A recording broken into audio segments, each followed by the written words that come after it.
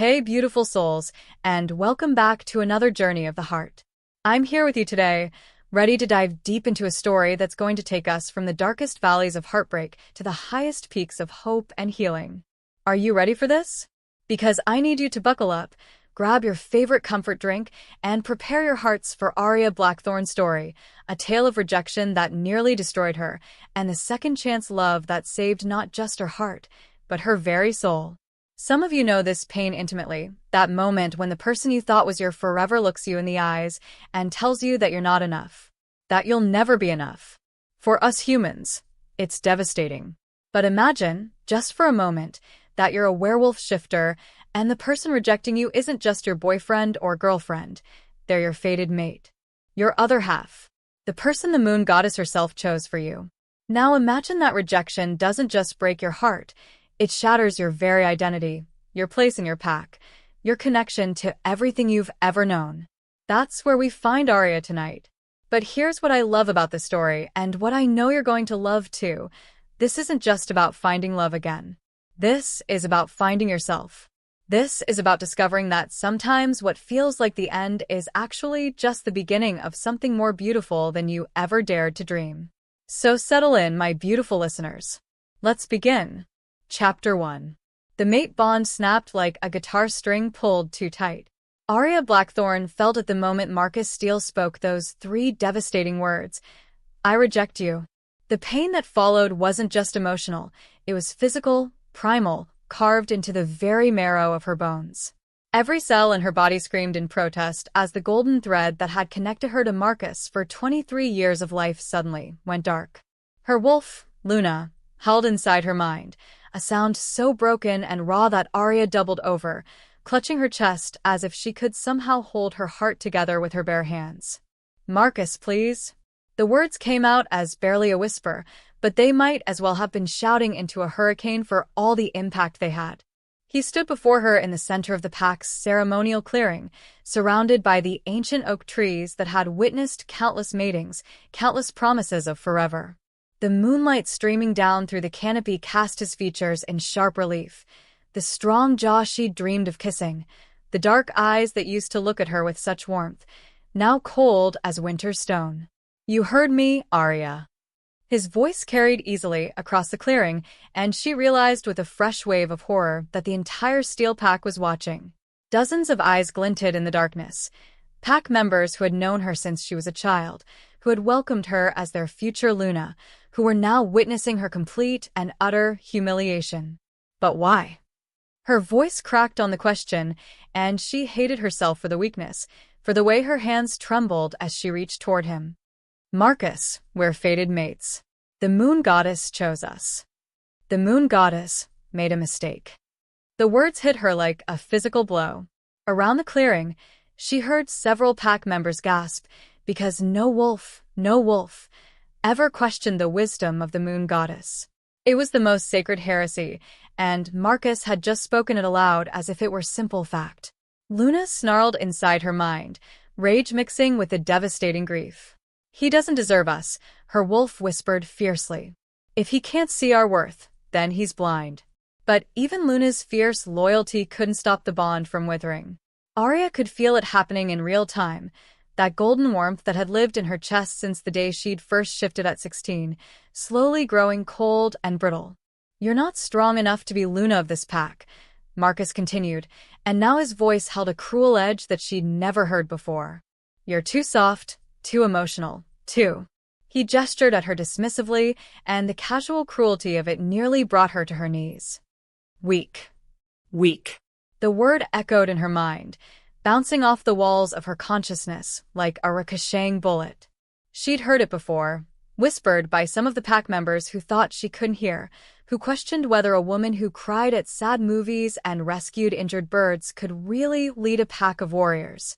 I can get stronger, she said desperately, hating the pleading note in her voice but unable to stop it. I can train harder, be better. No. The finality in his voice was like a door slamming shut. I've found my true mate, someone worthy of standing beside me. The clearing went dead silent except for the sound of Aria's heartbreaking. Even the night insects seemed to hold their breath. What? The word came out as barely a breath. Marcus smiled, and it was the cruelest expression she'd ever seen. Celeste Ravenclaw arrived this morning. The moment I scented her, I knew. She's everything you're not. Strong, fierce, born to be a Luna. The daughter of an alpha, not some orphan stray we took in out of pity. The world tilted sideways. Celeste Ravenclaw, daughter of the notorious Alpha Damien Ravenclaw, whose pack controlled territory 3 states over. Beautiful, powerful, and utterly ruthless if the stories were true. You were never anything more than a placeholder, Marcus continued, and each word was a knife sliding between her ribs. A convenient arrangement while I waited for my real mate to find me. 7 years, Aria thought desperately. 7 years since we recognized the bond. 7 years of planning our future, of dreaming about pups and growing old together. 7 years of thinking I finally had a family, a place where I belonged. The pack has already accepted Celeste as their Luna, Marcus said, and Aria's eyes widened in fresh horror as she realized this had all been planned, orchestrated, decided without her knowledge. The ceremony will take place at the next full moon. 3 days from now, Aria whispered, the significance hitting her like a sledgehammer. The same ceremony that should have been theirs. The same vows, the same sacred clearing, the same ancient words that would bind 2 souls together for eternity. Only now it would be Marcus and Celeste standing under the blood moon, while Aria would be nothing. No one. A rejected mate with no pack, no family, no future. I want you gone by morning, Marcus said, his voice dropping to that alpha tone that compelled obedience. Pack your things and leave Steel territory. Don't ever come back. The alpha command hit her like a physical force, and Aria's knees finally gave out. She hit the ground hard, the earth cold and unforgiving against her palms. Around the clearing, she could hear murmurs now, some sympathetic, some excited, some just hungry for drama. But one voice cut through all the rest. That's enough, Marcus. Aria's head snapped up to see Thomas Steele, Marcus's uncle and the pack's beta, stepping out of the shadows. His weathered face was carved in stone, his gray eyes burning with barely contained fury. She deserves better than this public humiliation, Thomas said, his voice carrying the authority of his years and his rank. Aria has been nothing but loyal to this pack. She doesn't deserve to be cast out like garbage. She's no longer our concern, Marcus replied coldly. A rejected mate has no place in my pack. Your pack. Thomas's eyebrows rose dangerously. Last I checked, your father was still Alpha, boy. And Alpha Robert would never approve of treating a pack member this way, mate bond or no mate bond. For the first time since this nightmare began, Marcus looked uncertain. Alpha Robert was currently away on pack business, negotiating a treaty with the Northern Territories. He wouldn't be back for 2 weeks. 2 weeks that Marcus was clearly counting on to cement his new arrangement before his father could object. Times change, uncle, Marcus said finally. The pack needs a strong Luna, not a broken one. The words hit their mark, and Aria felt what little remained of her strength finally desert her. She was broken. She could feel the jagged edges of her shattered bond cutting into her soul with every breath, could feel Luna retreating deeper into her mind to protect them both from the pain. You'll regret this, Thomas said quietly, but his words were lost as Marcus turned his back and walked away, dismissing her as if she were nothing more than an unwanted pest. The crowd began to disperse, pack members melting back into the shadows with excited whispers and speculative glances. Soon, only Thomas remained, kneeling beside her in the dirt. Aria, child, he said gently, his big hands surprisingly tender as he helped her to her feet. Come on. Let's get you home. Home. The word felt foreign now, like a language she used to speak but had forgotten. How could anywhere be home when the person who was supposed to be her anchor, her safe harbor, had just cast her adrift?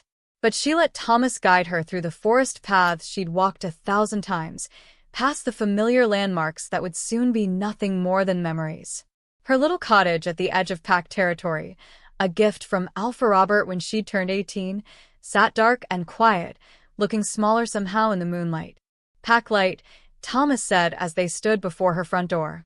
Only what you need. I'll give you some money, help you get settled somewhere. No.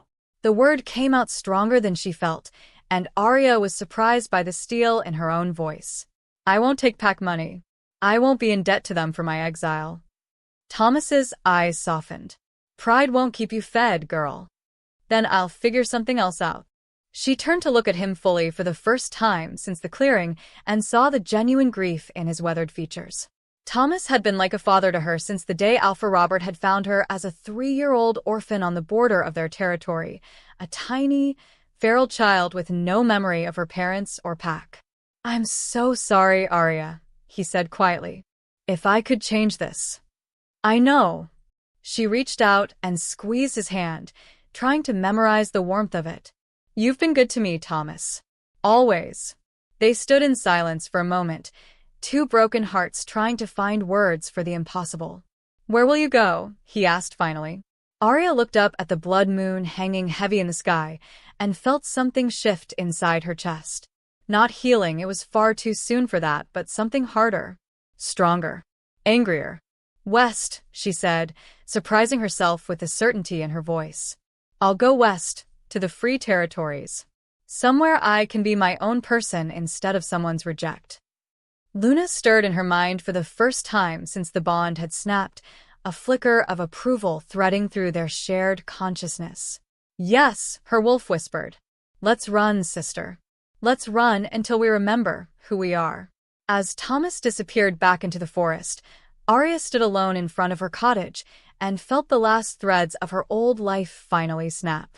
The pain was still there, would probably always be there, but underneath it, something new was beginning to grow. Not hope. Not yet. But determination. She had 6 hours until dawn. 6 hours to pack her life into a single bag and disappear from the only home she'd ever known. 6 hours to say goodbye to the woman she'd been and prepare to meet whoever she was about to become. The blood moon watched overhead as Aria Blackthorn took her first steps toward a future she couldn't yet imagine, one that would test every limit she thought she had, break her down completely, and ultimately forge her into something far stronger than Marcus Steele had ever deserved. But that story was still to come.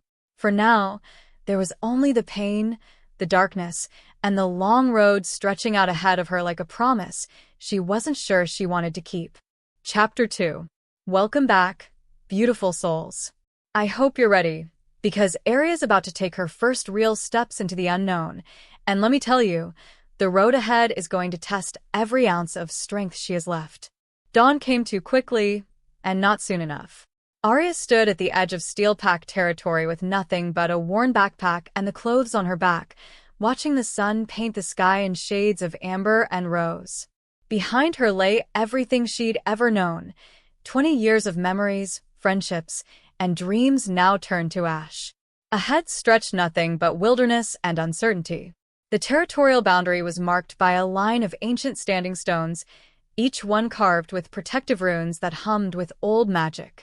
She'd crossed this line hundreds of times in her life, but always with permission, always with the intention of coming home. Now she was crossing it for the last time. Are you sure about this, Luna? She whispered to her wolf, using the name she'd given her other half years ago, long before she'd ever dreamed of actually becoming a Luna herself. The irony wasn't lost on her. Her wolf stirred sluggishly in the back of her mind, still wounded from the bond's violent severing. We have to try, Luna replied, her mental voice hoarse with exhaustion. Staying here will kill us both. Aria nodded and took her first step across the boundary line. The moment her foot touched neutral ground, she felt it, a sensation like ice water flooding her veins as the pack's protective magic released its hold on her. She was no longer Aria Blackthorn of the Steel Pack. She was just Aria. A lone wolf with no home, no family, no identity beyond what she could forge for herself. The realization should have been terrifying. Instead, for the first time in 12 hours, she felt like she could breathe. Freedom, Luna whispered, and there was wonder in her wolf's mental voice. When did we forget what this felt like? Aria couldn't answer that because she wasn't sure she'd ever really known. She'd been brought to the Steel Pack as a tiny orphan child, raised within their protective embrace, their rules, their expectations. She'd never questioned whether she fit there, had never been given the chance to figure out who she might be outside those carefully constructed boundaries. The forest stretched out before her, vast and wild and full of possibilities. For the first time since Marcus had spoken those devastating words, Aria felt something other than despair. She felt curious. "All right, Luna," she said aloud, shouldering her pack more securely. "Let's see what we're made of." Subtle music shift to something more adventurous. The first 3 days were the hardest. Not because of the physical challenges. Aria had always been an excellent tracker, and her wolf's instincts kept her fed and sheltered. No, the hardest part was the silence inside her own head. For 7 years, she'd carried the constant warm hum of the mate bond like a second heartbeat. Even when Marcus was away on pack business, even when they were arguing, that golden thread had been there, reminding her that she was connected to something larger than herself. Now there was nothing but the echo of her own thoughts and Luna's occasional commentary, and the absence felt like a missing limb. She'd been walking for hours through the dense Pacific Northwest wilderness when she first caught the scent. "Wolf," Luna said sharply, suddenly alert. "But not like us." Aria froze, her nostrils flaring as she tried to parse the complex layers of smell carried on the wind. Definitely wolf. The musk and earth scent was unmistakable. But Luna was right. There was something different about it. Wilder. Less civilized than the pack wolves she was used to. Lone wolf, she realized with a start. A real one. Not someone like her, newly rejected and cast out, but a wolf who had never belonged to a pack at all. The smart thing would be to avoid contact. Lone wolves were notoriously unpredictable, often dangerous. They survived by being harder, meaner, and more cunning than their pack-raised cousins. But as Aria stood there in the dappled afternoon sunlight, she realized she didn't want to be smart anymore. She wanted to know what it felt like to be truly wild. Following the scent trail deeper into the forest felt like the first real choice she'd made in years. Not a decision based on pack loyalty or mate expectations or what was proper for a future Luna, just pure, selfish curiosity about this strange new world she'd stumbled into. The trail led her to a small clearing beside a crystal-clear stream, where she found herself face-to-face with the most magnificent wolf she'd ever seen. He was huge, easily twice the size of any pack wolf she'd known, with a coat of silver gray that seemed to shimmer in the filtered sunlight. But it was his eyes that made her breath catch. They were the pale blue of winter ice, ancient and knowing and completely wild. And completely human. Well, said a voice like aged whiskey and smoke. "What do we have here?" The wolf shimmered, and suddenly a man stood in its place. Aria's breath caught again, because he was just as magnificent in human form, tall and lean with that same silver hair falling in waves to his shoulders, those impossible blue eyes studying her with unnerving intensity. He was also completely naked, apparently unconcerned by his state of undress. Aria started, then stopped, realizing she had no idea how to explain her presence. What was she supposed to say? "Hi, I'm a recently rejected mate who's running away to find herself?" The man, because despite his wild appearance, he was definitely a man, not a boy, tilted his head with predatory grace. "Pack wolf," he said, and it wasn't a question. "But traveling alone. Interesting." "I'm not," she began, then caught herself. She'd been about to say she wasn't a pack wolf anymore, but something held her back.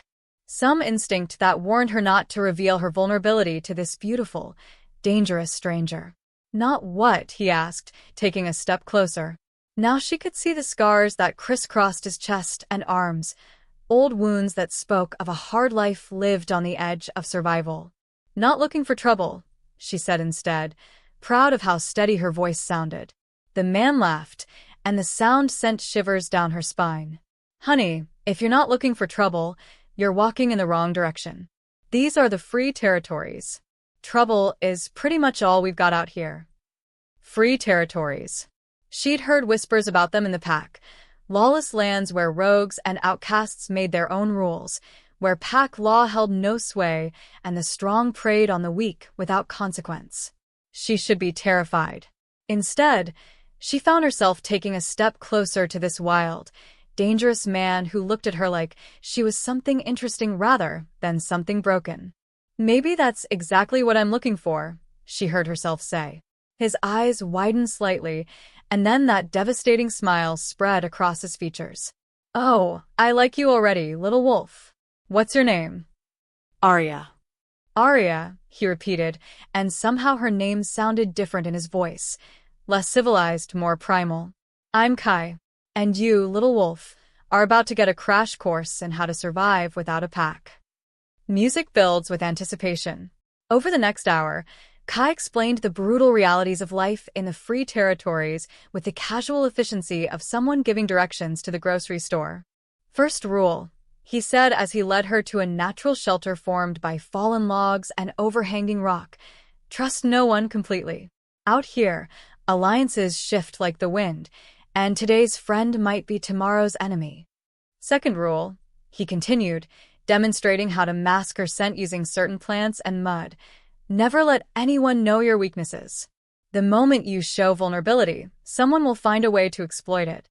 "Third rule," he said, his eyes meeting hers with startling intensity. "Never let anyone make you feel ashamed of what you are. Pack wolves who end up out here usually carry a lot of guilt and self-doubt. That shame will get you killed faster than anything else." That last one hit her like a physical blow because he'd somehow seen straight through to the heart of her pain with uncanny accuracy. "How did you," she started, "know you were carrying shame?" Kai's smile was sad but knowing. "Little wolf, I've been living in these territories for 15 years. I've seen dozens of pack wolves come through here, running from one kind of rejection or another. They all have that same look in their eyes, like they're waiting for someone to tell them they're worth something." He stepped closer, close enough that she could feel the heat radiating from his skin, smell the wild scent of pine and freedom that clung to him. "But here's what I learned a long time ago, Aria. Your worth doesn't come from a pack's acceptance or a mate's approval. It comes from surviving, from adapting, from becoming so utterly, completely yourself that no one can ever question whether you belong anywhere because you've learned to belong everywhere." The words settled into her chest like seeds finding fertile soil, and for the first time since Marcus had spoken those terrible words of rejection, Aria felt something that might, someday, grow into hope. "Will you teach me?" she asked, the question falling from her lips before she'd consciously decided to ask it. Kai studied her for a long moment, those pale blue eyes seeming to look straight into her soul. "Teaching you means I'd have to keep you alive long enough to learn," he said finally. "And I'm not in the habit of taking on strays." The word stray should have stung. It was too close to what Marcus had called her. But somehow, coming from Kai, it sounded less like an insult and more like a simple statement of fact. "I can pull my own weight," she said firmly. "I'm stronger than I look." Kai circled her slowly, and Aria had the distinct feeling she was being evaluated like a horse at auction. "Can you hunt?" "Yes." "Can you fight?" "I'm learning." "Can you kill?" The question hung in the air between them, loaded with implications that made her stomach clench. In the pack, violence was always carefully controlled, regulated, used only as a last resort. But looking at Kai's scars, at the wildness in his eyes, she realized that out here, killing might not be optional. "I don't know," she answered honestly. "But I'm willing to find out." Something shifted in Kai's expression, approval, maybe, or respect. That's honest, at least. Most pack wolves lie about that one. He was quiet for a moment, then nodded decisively. "All right, little wolf. I'll give you 2 weeks. 2 weeks to prove you can adapt to this life. If you can't," he shrugged. "Well, the territories have a way of sorting out the strong from the weak." It wasn't exactly a warm welcome, but it was a chance. More than Marcus had given her. 2 weeks, she agreed. As the sun set over the wild lands that would be her home, at least temporarily, Aria felt Luna stirring more actively in her mind than she had since the bond broke. "This one is dangerous," her wolf observed, watching Kai move through the deepening shadows with predatory grace. "Yes," Aria agreed. "But dangerous might be exactly what we need right now." Are you sure we can trust him? Aria considered the question seriously. Could she trust Kai? Probably not completely, he'd made that clear with his first rule. But could she trust him to challenge her, to push her beyond the comfortable boundaries that had ultimately made her so vulnerable to Marcus's rejection? Absolutely. I don't need him to be safe, she said aloud, her words carrying across the clearing to where Kai was building a fire with practiced efficiency. I need him to help me become someone who doesn't need saving. Kai glanced up at her words, and that devastating smile curved his lips again. Oh, little wolf, he said, his voice carrying a promise that sent heat curling through her belly. By the time I'm done with you, you're going to be absolutely lethal. As the fire crackled to life and the first stars appeared overhead, Aria Blackthorn took her first real breath as a free wolf. She had no idea that 50 miles away, Marcus Steele was already beginning to realize what he'd thrown away. And she had even less idea that her real destiny, the love that would heal not just her heart but her very soul, was still waiting somewhere in the wild darkness ahead. But that's a story for tomorrow. Tonight, there was just the fire, the stars, and the intoxicating possibility of becoming someone entirely new. Chapter 3. Beautiful souls, I need you to brace yourselves for this one. Because Aria's about to discover that becoming wild isn't just about learning new skills. It's about facing the parts of yourself you've been too civilized, too polite, too afraid to acknowledge. And sometimes, that awakening comes with claws. The attack came on her third day in the Free Territories. Aria had been practicing the hunting techniques Kai taught her, how to move silently through underbrush, how to read the wind patterns, how to think like prey instead of predator. When the scent hit her nostrils. Pack wolves, Luna snarled in her mind, suddenly razor alert. But not Steele. Different. Hostile. 3 of them emerged from the tree line like ghosts materializing from shadow, and Aria's blood turned to ice as she recognized their formation. This wasn't a chance encounter. This was a hunt, and she was the target. The leader was a massive brute with a scar running from his left ear to his jaw, his dark eyes glittering with malicious anticipation. The other 2 flanked him, a wiry female with predatory grace and a younger male whose nervous energy screamed of someone eager to prove himself through violence. Well, the scarred leader drawled, his voice carrying the distinctive accent of the Northern Territories. What do we have here? A little lost pack princess, all alone in the big bad woods. Aria's heart hammered against her ribs, but she forced herself to stand straighter, to meet his gaze without flinching. Kai's lessons echoed in her mind. Never show weakness. The moment you show vulnerability, someone will find a way to exploit it. I'm not lost, she said, proud of how steady her voice sounded despite the terror clawing at her throat. And I'm not a princess. The female laughed, a sound like breaking glass. Oh, but you are, aren't you? I can smell it on you, that pampered packwolf scent. Like vanilla and safety and someone else fighting your battles. Mila, the leader said softly, and something in his tone made the female's laughter cut off abruptly. Don't play with your food. Food. The word sent ice through Aria's veins because she realized with crystalline clarity that these wolves hadn't come to rob her or chase her off. They'd come to kill her. Please, she heard herself say, hating the word even as it left her lips. I don't have anything you want. I'm just passing through. Oh, but you do have something we want, the leader interrupted, taking a step closer. You see, little princess, there's a bounty on lone wolves in these parts. Seems someone's been spreading word that strays are making the territories unsafe for legitimate business. Aria's mind raced. A bounty on lone wolves? But that would mean… Marcus, she breathed, the pieces clicking together with horrible clarity. Her former mate wasn't content with just rejecting her. He was actively trying to have her killed. Smart girl, the leader purred. Your precious alpha wants to make sure you don't embarrass him by surviving your exile. Can't have word getting out that Marcus Steele's cast-off mate is thriving without him, can we?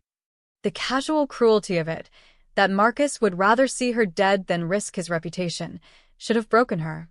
A week ago it would have. But standing there in the wilderness she was learning to call home, facing down 3 wolves who wanted to tear her apart for money, Aria felt something new unfurling in her chest. Rage. Pure, molten, righteous rage. "You want to kill me for Marcus Steele?" she asked, and now her voice carried an edge she'd never heard before. "You want to murder me because some pathetic excuse for an alpha is too insecure to let his reject live her own life?" The leader's eyes narrowed dangerously. "Careful, little wolf. Your tongue is writing checks your claws can't cash." "Maybe," Aria said, and felt Luna surge upward in her mind like a tide of silver fire. "Let's find out." She shifted. But this wasn't like any shift she'd ever experienced before. Every previous transformation had been controlled, civilized, guided by pack protocols and careful training. This was something else entirely, wild and primal and utterly without restraint. Luna erupted from her human skin like a force of nature, larger than she'd ever been before, her normally honey-colored coat now shot through with streaks of silver that caught the filtered sunlight like starfire. But it was her eyes that made the three bounty hunters take an involuntary step back, no longer the warm brown of her human form, but the pale gold of a hunting raptor. "Now they see us," Luna growled in their shared mind, and her mental voice carried a deadly satisfaction. "Now they see what we really are." The scarred leader recovered first, his own shift rippling through his massive frame as he transformed into a wolf the size of a small bear. His packmates followed suit, but Aria could see the uncertainty in their movements, the way they suddenly seemed less sure of their easy victory. "Good." The leader lunged first, all teeth and fury and brutal efficiency. But where Aria's pack training had emphasized control and technique, her time with Kai had awakened something more fundamental, the raw, desperate cunning of a creature fighting for its very survival. She rolled aside at the last second, letting the larger wolf's momentum carry him past her, then twisted to rake her claws across his ribs as he sailed by. The scent of his blood filled her nostrils, and Luna howled with savage pleasure. "More," her wolf demanded. "Make them bleed. Make them run. Make them remember what happens when they threaten what's ours." The female, Mila, came at her from the side while she was engaged with the leader, but Aria had spent 3 days learning to fight like a lone wolf instead of a pack warrior. She spun to meet the attack head-on, catching Mila's throat in her jaws and using the female's own weight to slam her into the nearest tree. The sickening crunch of ribs breaking was music to her ears. "What's happening to me?" Part of her mind whispered in horror as she watched Mila struggle to breathe, blood frothing at the injured wolf's muzzle. "I'm not this violent. I'm not this cruel." But Luna's response was swift and merciless. "We were never cruel before because we were never free before. This is who we are when no one else is defining us." The young male wolf tried to circle behind her while she was distracted by her own internal conflict, but Aria heard Kai's voice in her memory. "In a real fight, hesitation will get you killed. Strike fast, strike hard, and worry about the morality later." She spun and caught the younger wolf's paw in her teeth, biting down until she felt bones crack. His howl of pain and terror echoed through the forest, and something dark and satisfied unfurled in her chest at the sound. The leader, bleeding from multiple wounds but still dangerous, managed to get behind her and sink his teeth into her shoulder. Pain exploded through her nervous system, but instead of weakening her, it only fed the wildfire of rage burning in her veins. "He dares," Luna snarled. "He dares bite what belongs to us." Aria twisted in the larger wolf's grip, not caring that it tore her flesh further, and managed to get her teeth around his throat. For one crystalline moment, she could feel his pulse hammering against her tongue, could taste the fierce sweat on his fur. One bite, one application of pressure, and Marcus's hired killer would never threaten anyone again. The realization that she wanted to do it, wanted to feel his life drain away between her teeth, should have horrified her. Instead, it felt like coming home. "That's enough." Kai's voice cut through the red haze of her fury like a blade, and Aria's head snapped up to find him standing at the edge of the clearing. He was in human form, completely relaxed, but there was something in his pale blue eyes that made all three of the bounty hunters freeze.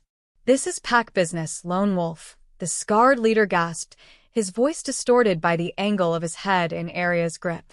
"Walk away." Kai smiled, and it was the most terrifying expression Aria had ever seen. "Oh, but you see, you've made it my business by attacking someone under my protection." He took a step into the clearing, and suddenly the very air seemed to thicken with menace. "And I have very specific rules about that."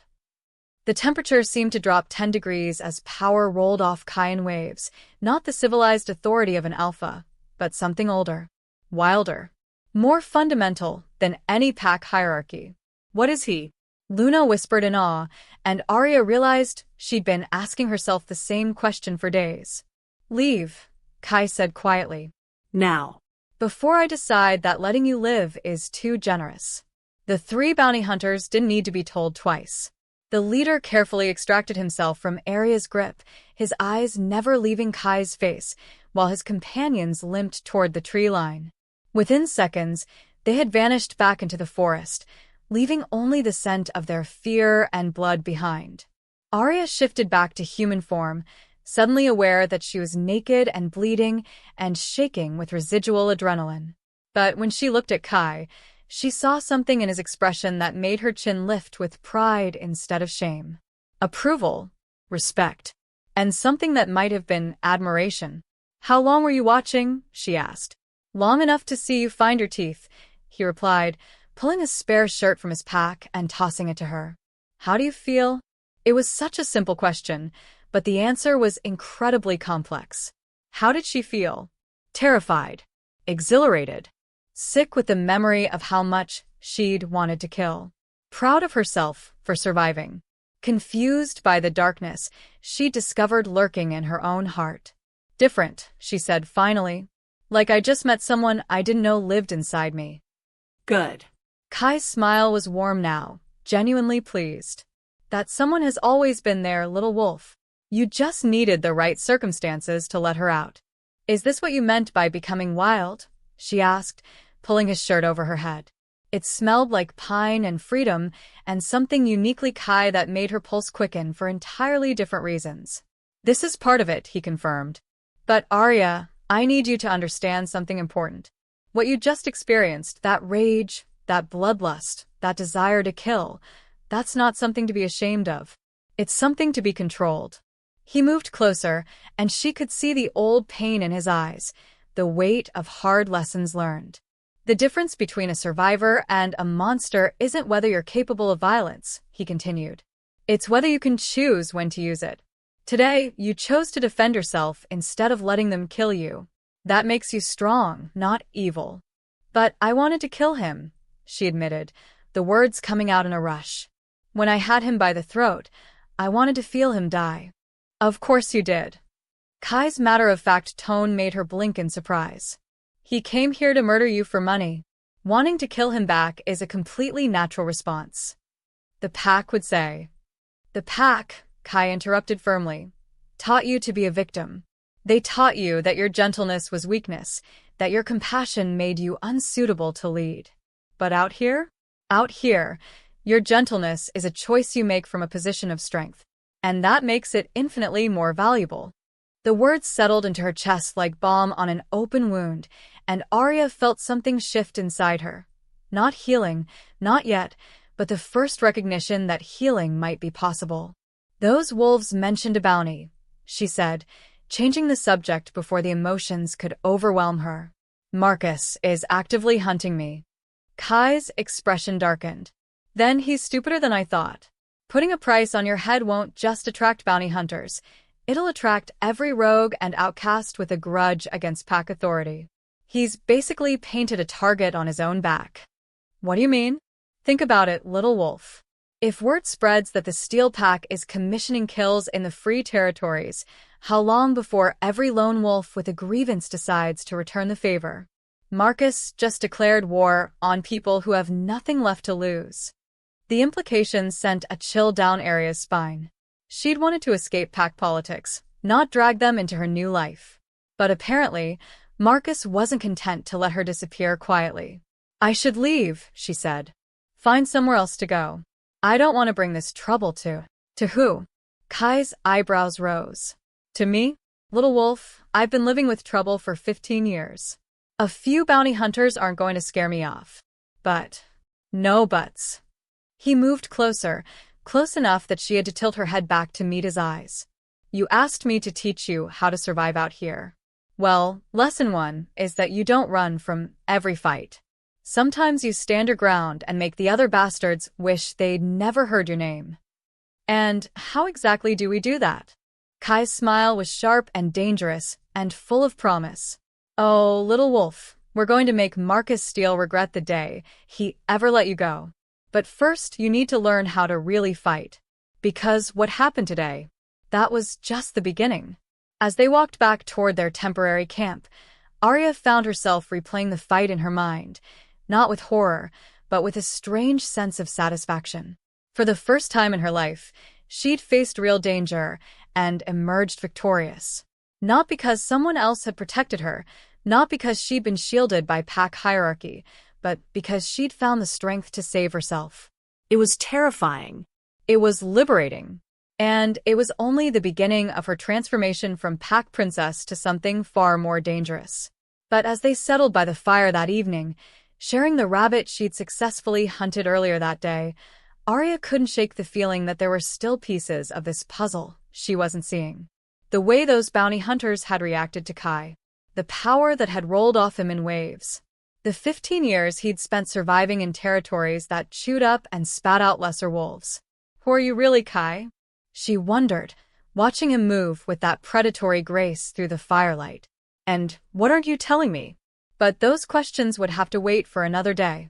Tonight, there was just the fire, the satisfaction of a fight well won, and the intoxicating knowledge that she was becoming someone Marcus Steele would never recognize. Someone he might even fear. Chapter 4. Welcome back, beautiful souls.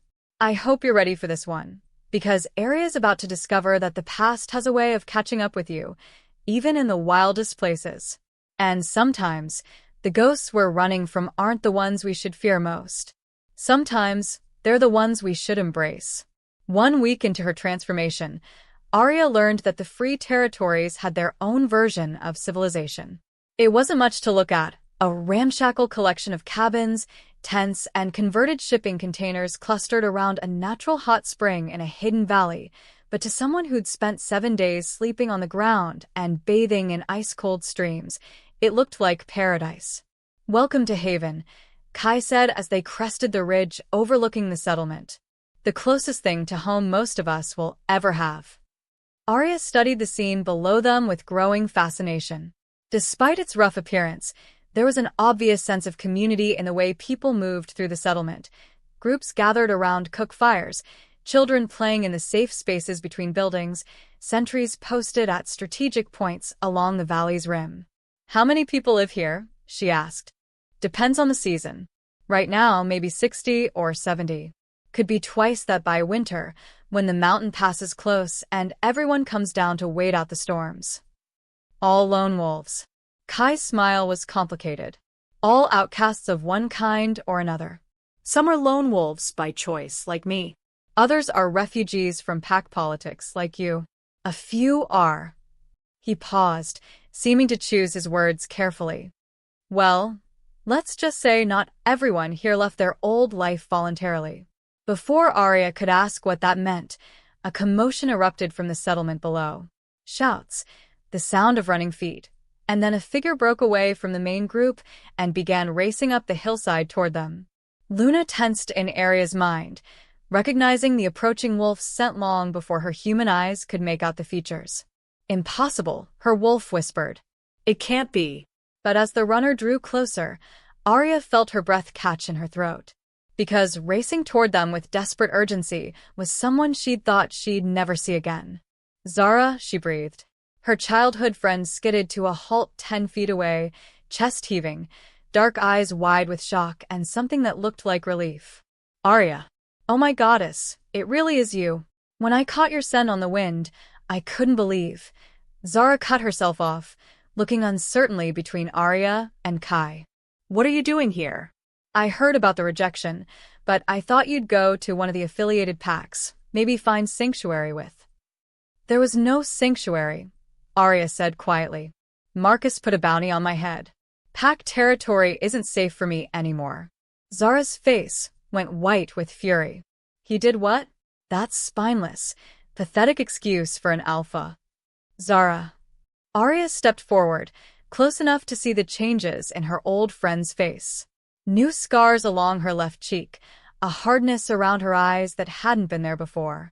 What are you doing here? You disappeared 3 years ago. The pack said you'd been killed by rogues. A bitter laugh escaped Zara's lips. The pack says a lot of things that aren't true. Just like they probably told you I was weak, unreliable, not worth mourning. The accusation hit home because Aria realized with shame that she hadn't questioned the official story very hard. She'd been too wrapped up in her mate bond with Marcus, too focused on becoming the perfect Luna to dig deeper into her best friend's disappearance. I looked for you, she said weakly. For how long? Zara's voice was gentle but pointed. A week?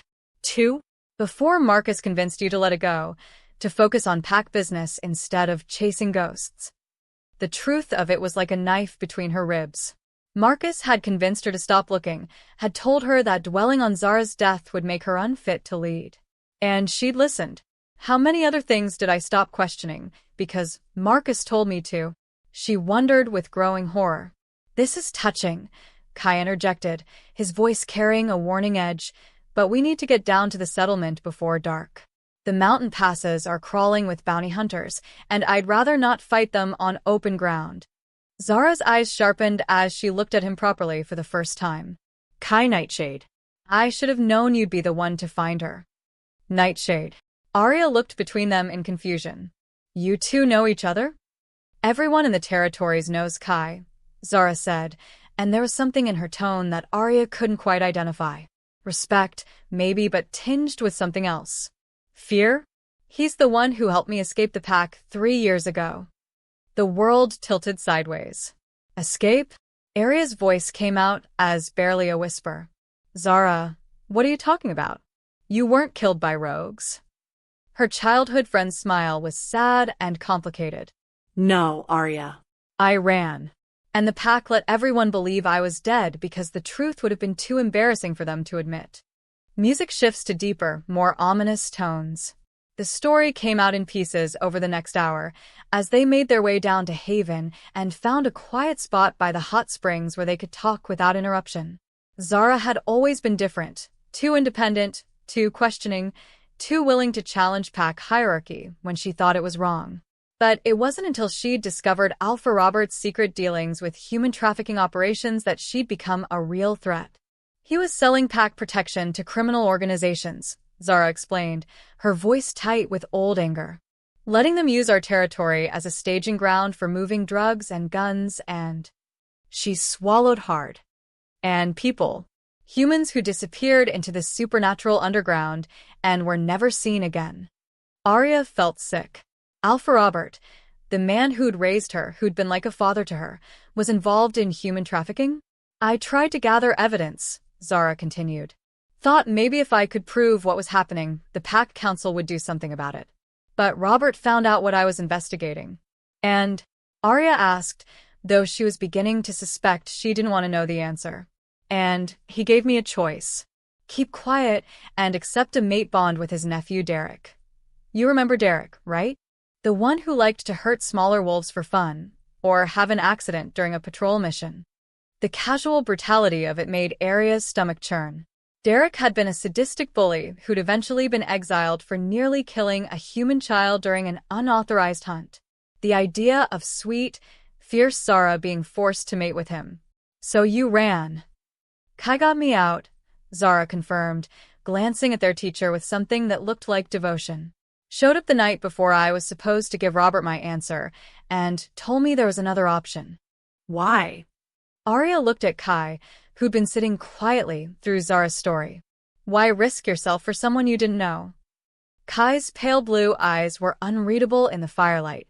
Because I knew what it felt like to be trapped by pack politics.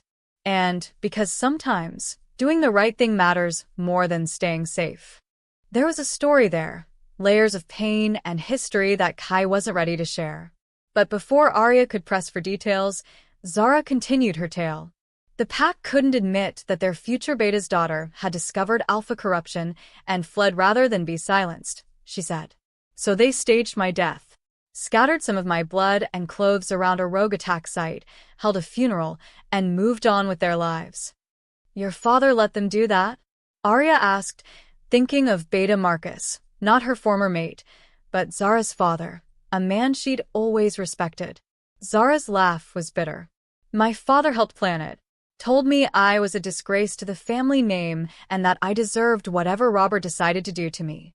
The casual cruelty of it, the way pack loyalty had been used to justify abandoning a daughter, silencing a whistleblower, covering up crimes against innocent humans, made Aria feel like she was seeing her old life through completely different eyes.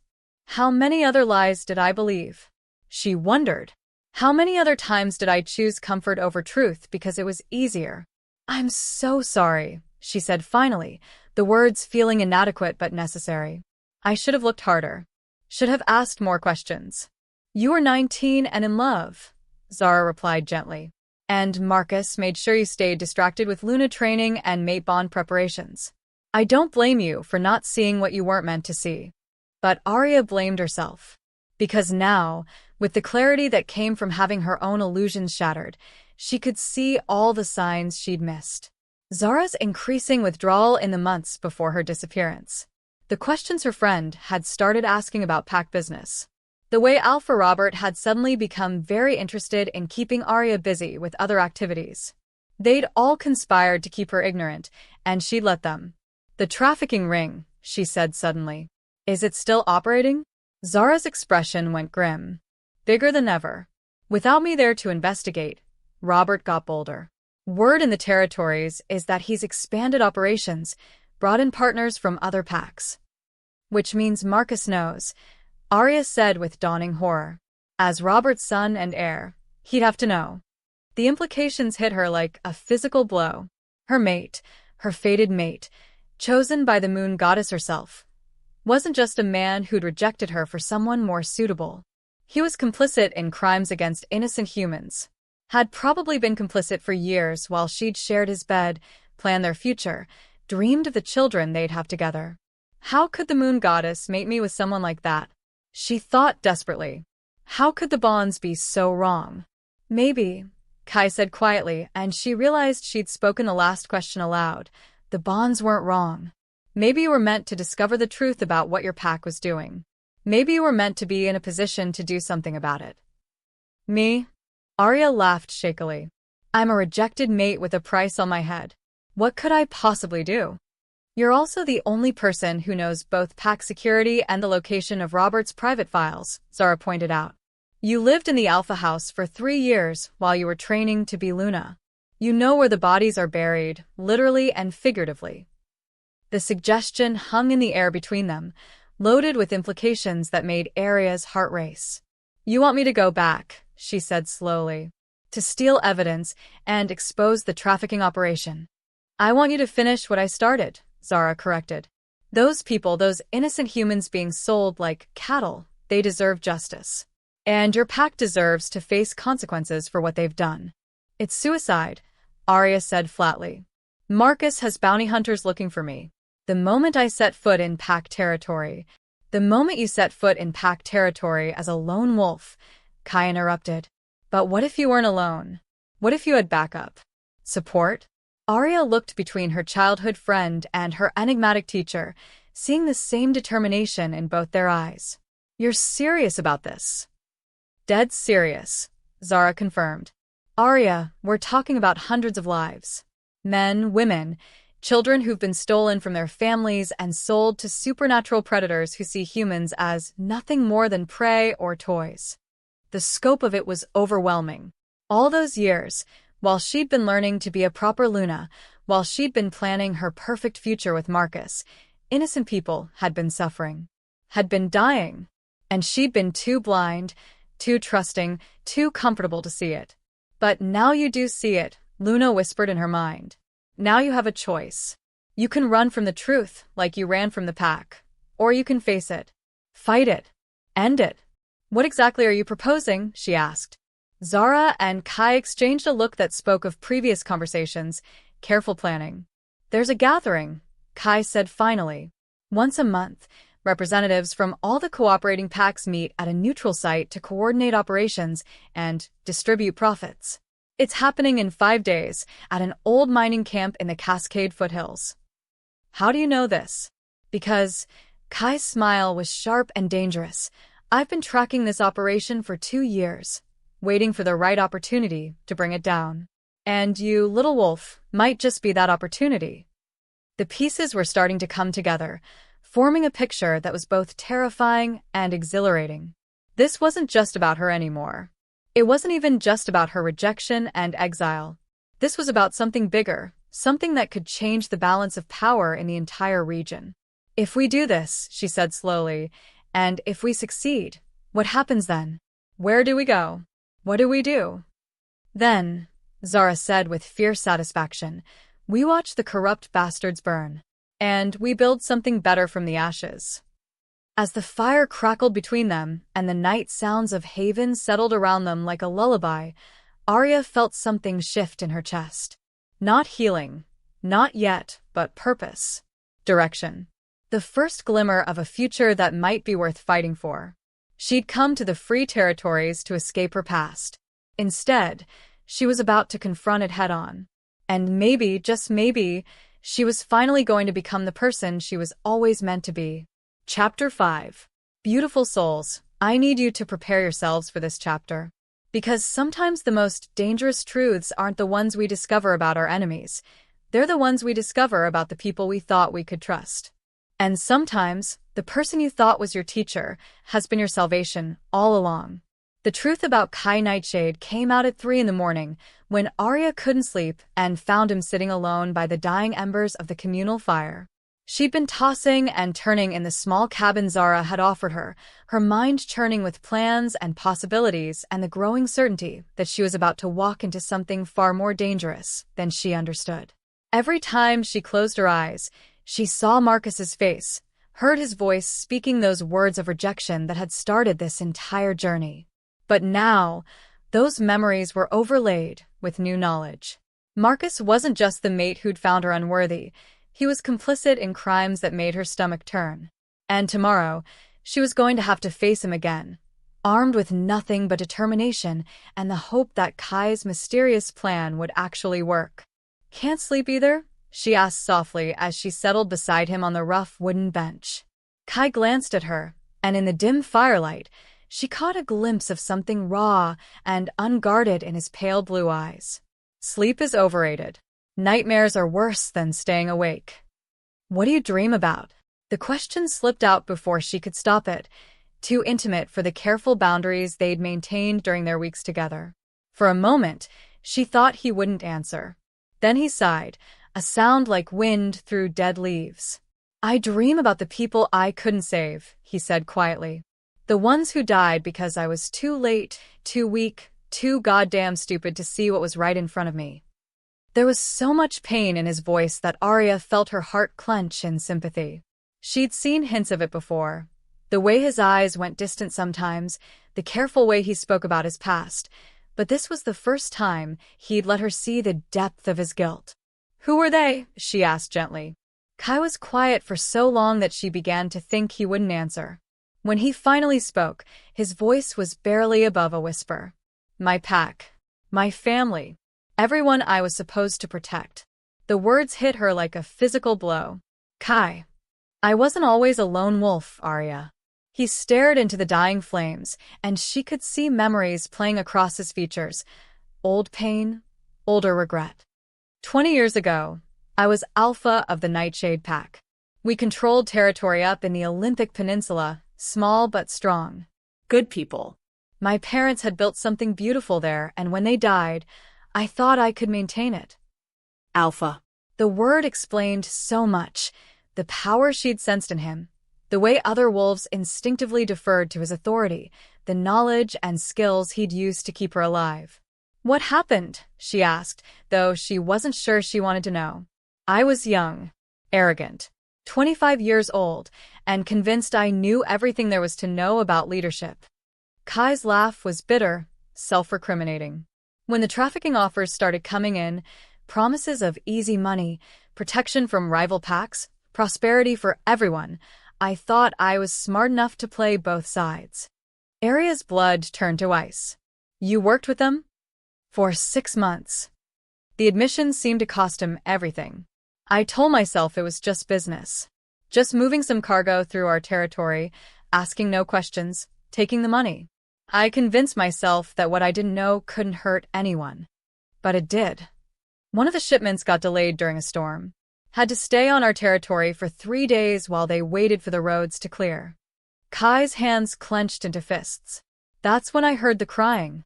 Children, Aria. Human children locked in shipping containers, scared and hungry and calling for their mothers. The horror of it made her stomach turn. She could picture it all too clearly. A younger Kai, realizing that his willful ignorance had made him complicit in something monstrous. I confronted the trafficking coordinators, told them the deal was off, that they needed to take their operation and get off my land. They reminded me that I'd already taken their money, signed their contracts, that backing out would have consequences. They threatened your pack. They did more than threaten. Kai's voice went dead, emotionless. 3 days later, while I was away negotiating with a neighboring alpha, they hit the pack house. Made it look like a rogue attack, but I knew better. 37 people died that night, including my mate and our 6-month-old daughter. Oh, Kai. The words wouldn't come. What could she possibly say to someone who'd lost everything because of choices he'd made in ignorance and arrogance? I spent the next 5 years hunting down everyone involved in that attack, he continued, his voice still that horrible, flat monotone. Killed them all, one by one. Thought it would make me feel better. Thought revenge would fill the hole they'd torn in my chest. Did it? No. It just made the hole bigger. He finally looked at her, and she could see the devastation in his eyes. 2 decades of guilt and grief and self-hatred that no amount of vengeance had been able to heal. When the last of them was dead, I realized I had 2 choices. I could put a bullet in my head and join my family, or I could try to make sure what happened to them never happened to anyone else. So you came here, started hunting traffickers. Started hunting, started disrupting operations, started getting other victims out when I could. Kai nodded toward the settlement around them. Half the people in Haven are refugees I've pulled out of trafficking situations over the years. The other half are like you, pack wolves who ran afoul of corrupt leaders and needed somewhere safe to land. The scope of it was staggering. For 15 years, while she'd been living her comfortable, ignorant life as Marcus's intended mate, Kai had been waging a one-man war against the very corruption that had been festering in her own pack. That's why you knew about the gathering, she said, pieces clicking into place. You've been tracking this specific operation. Robert Steele's organization is one of the biggest on the West Coast, Kai confirmed. They've been on my list for 2 years, but I could never get close enough to gather the kind of evidence that would bring them down permanently. Too well protected, too careful about operational security. Until I showed up. Until you showed up, he agreed. A rejected mate with insider knowledge, and a very good reason to want to see them burn. Aria studied his profile in the dying firelight, seeing him clearly for the first time. Not just Kai the mysterious teacher, not just Kai the dangerous protector, but Kai the broken man who'd turned his own devastation into purpose. You're planning to use me as bait, she said, and it wasn't a question. I'm planning to give you the tools to take back your power, he corrected. The gathering tomorrow. That's not just about exposing the trafficking ring. That's about you walking back into that world as someone they'll never see coming. And if I get killed in the process? Kai turned to face her fully, and the intensity in his eyes made her breath catch. Then I'll burn their world to the ground and scatter the ashes to the wind, he said quietly. But that won't happen, because I'm going to teach you to be the most dangerous thing they've ever encountered. In one day. You're already dangerous, Aria. You just don't know it yet. He stood, extending a hand to help her up. Come on. If we're going to do this, you need to understand exactly what you're walking into. Music shifts to determined, building intensity. The next hour was a crash course in everything Aria had never wanted to know about supernatural trafficking operations. Kai had files. Maps. Photographs. Documentation that painted a picture of systematic horror that made her want to vomit and rage in equal measure. The Cascade mining operation processes about 50 humans a month, he explained, spreading aerial photographs across the cabin's small table. Men and women taken from urban areas, told they're being recruited for legitimate supernatural integration programs. By the time they realize what's actually happening, they're already in the system. Integration programs? Cover stories. The traffickers recruit humans who are on the margins, runaways, addicts, people who won't be missed immediately. Promise them jobs with supernatural businesses, new identities, fresh starts. The humans think they're getting a chance at a better life. Instead, they're being sold to vampires who want renewable food sources, to fake courts that need human servants, to witch covens looking for magical batteries, to werewolf packs that... Kai's jaw tightened. Well, you can imagine what some packs want humans for. Aria's stomach churned. She'd grown up believing that werewolves were protectors of humanity, that their strength came with an obligation to shield the innocent. The idea that some of her own kind would participate in something so monstrous. How many packs are involved? In the regional network? At least a dozen. Your pack is one of the biggest coordinators, but they're not the only ones. Kai pulled out an organizational chart that looked like something from a federal investigation. The beauty of the system is that everyone only knows their small piece. Pack alphas provide territory and protection, but they don't handle direct sales. Traffickers manage transport and logistics, but they don't interact with end buyers. Everyone has plausible deniability. Except at the gatherings. Except at the gatherings, Kai confirmed. Once a month, the key players meet to coordinate operations, resolve disputes, and distribute profits. It's the only time when everyone's in the same place, the only time when we can get evidence linking the entire network.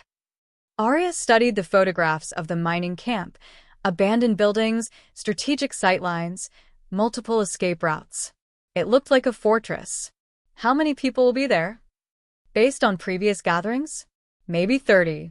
Alphas, trafficking coordinators, a few high-level buyers. Plus security, probably another 20 wolves minimum. 50 armed, dangerous supernaturals versus the 3 of us. 50 armed, dangerous supernaturals who think they're untouchable, Kai corrected. Who've gotten comfortable in their corruption, sloppy in their security, and who have no idea that Aria Blackthorn isn't the weak, broken little mate they cast aside. The way he said her name, with conviction, with respect, with absolute certainty, sent heat curling through her chest. What's the plan? Kai's smile was sharp and predatory. Tomorrow night, you're going to walk into that gathering like you own the place.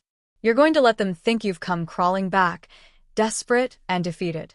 And while they're gloating over your humiliation, you're going to plant recording devices that will give us everything we need to bring down the entire network. And if they decide to kill me on sight, they won't. Zara's voice came from the doorway, and Aria turned to see her childhood friend silhouetted against the pre-dawn darkness. Because you're going to give them something they want more than your death. Which is? Zara stepped into the cabin, her expression grim but determined. Information about Kai's operation. About Haven, about the people we've rescued, about our plans to disrupt their business. Aria felt the blood drain from her face. You want me to betray you? We want you to pretend to betray us, Kai said calmly. Sell them a story about the broken, desperate mate who discovered our operation and wants to trade information for Marcus's forgiveness. Give them just enough real intelligence to make the lie believable. And when they realize it's a trap? By then, Zara said with savage satisfaction, we'll have everything we need to destroy them. And you'll be long gone. The plan was insane. Dangerous. Built on assumptions and hope and the belief that Marcus's arrogance would blind him to the possibility that his rejected mate might have become something formidable. It was also their only chance to save hundreds of innocent lives. All right, Aria said, surprised by the steadiness in her own voice. Let's do it. As the sun rose over the mountains, painting the sky in shades of gold and crimson, Aria felt the last pieces of her old identity finally crumble away. The The pack princess who'd been too gentle, too trusting, too naive was gone forever. In her place stood someone harder. Someone who'd looked at true evil and chosen to fight it, even if it meant walking back into the world that had cast her out. Someone who was finally ready to become exactly who she was meant to be. Chapter 6. Beautiful souls, this is it. This is the moment we've been building toward, when Aria walks back into the world that destroyed her, not as the broken woman who fled, but as someone far more dangerous than anyone could imagine. But here's the thing about the best lies. They're built on a foundation of truth. And the truth Aria's about to tell? It's going to cut deeper than any blade. The Cascade mining camp looked like the kind of place where hope went to die. Aria crouched behind a fallen log on the ridge overlooking the abandoned facility, watching vehicles arrive in the gathering dusk. Expensive SUVs with tinted windows. Armored trucks that probably cost more than most people's houses. The kind of transportation that screamed money, power, and complete disregard for human law. Her heart hammered against her ribs as she watched familiar figures emerge from the vehicles. Alpha Robert, looking every inch the distinguished pack leader in his tailored suit. Beta Thomas, the man who'd been like a father to her, moving with the easy confidence of someone who'd never questioned where his pack's prosperity really came from. And Marcus. Even from a distance, even after everything he'd done, the sight of him made something twist painfully in her chest. Luna stirred restlessly in her mind, caught between the phantom echo of their severed bond and the burning need for justice. He looks smaller than I remember, her wolf observed with savage satisfaction. It was true. Without the mate bond amplifying her perception of him, without the rose-colored glasses of first love, Marcus looked ordinary. Handsome still, but in a conventional way that no longer made her pulse quicken. The commanding presence she'd once found so attractive now seemed like nothing more than carefully practiced arrogance. Second thoughts. Kai's voice was barely a whisper beside her, but she could hear the understanding in it. He knew what it cost to face the people who'd betrayed you. No, she said, surprised by how steady her voice sounded. I'm exactly where I need to be. The recording devices were tiny things, no bigger than buttons, designed to be nearly undetectable once planted. She had 6 of them sewn into her clothing, each one capable of capturing audio and video for up to 12 hours. If everything went according to plan, she'd be able to place them in strategic locations throughout the facility and gather enough evidence to bring down the entire network. If everything went according to plan. Remember, Zara whispered from her position on the other side of the ridge, you're desperate, broken, willing to do anything to get back into Marcus's good graces. Let them think they're in control. And if they try to kill me anyway, then we adapt, Kai said grimly. But it won't come to that. They're going to want to hear what you have to say first. Aria hoped he was right, because in 10 minutes, she was going to walk down that hillside and surrender herself to people who had every reason to want her dead. The costume she'd chosen was deliberate, torn jeans, a threadbare jacket, no makeup, hair deliberately unkempt. She looked like someone who'd been living rough, someone who'd been broken by weeks of exile and desperation. It wasn't entirely an act. Time to go, she said, standing and brushing dirt from her clothes.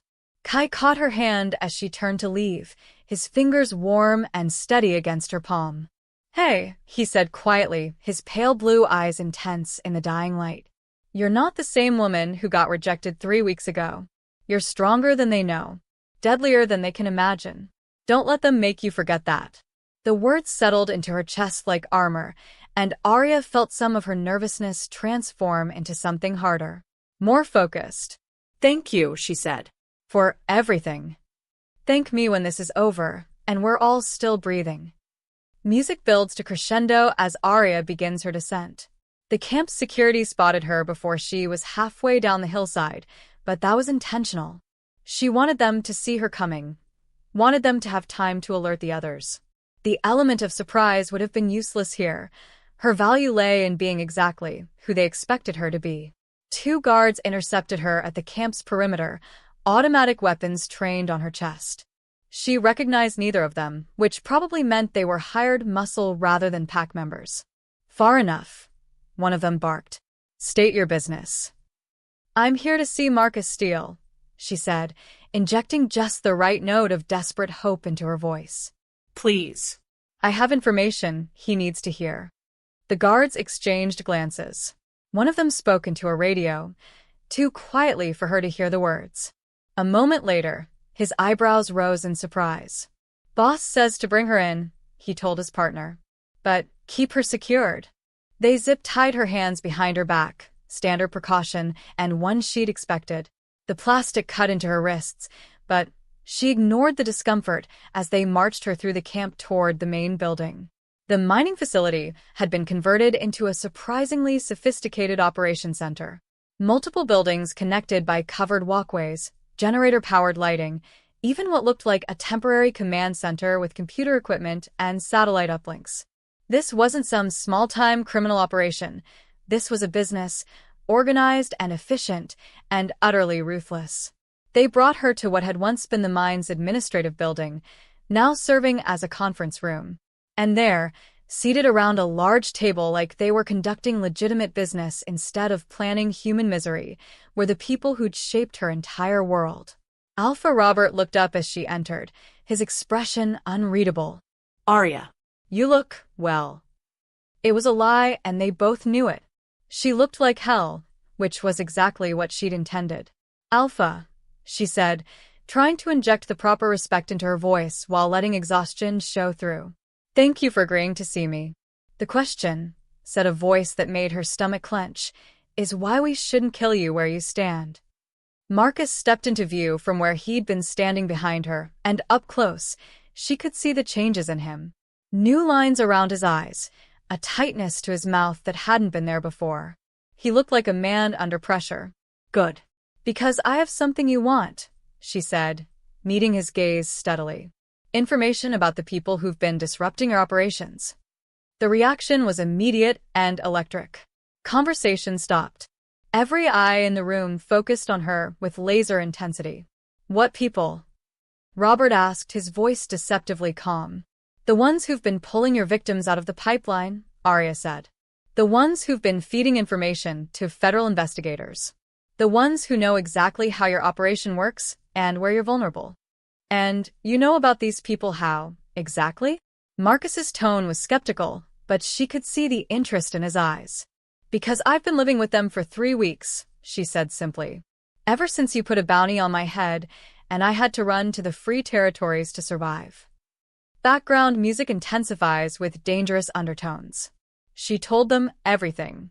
About Haven, about the refugees Kai had rescued, about the intelligence network he'd built over 15 years of hunting traffickers.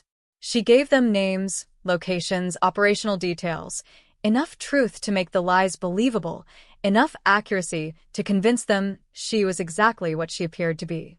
A broken woman trading secrets for forgiveness.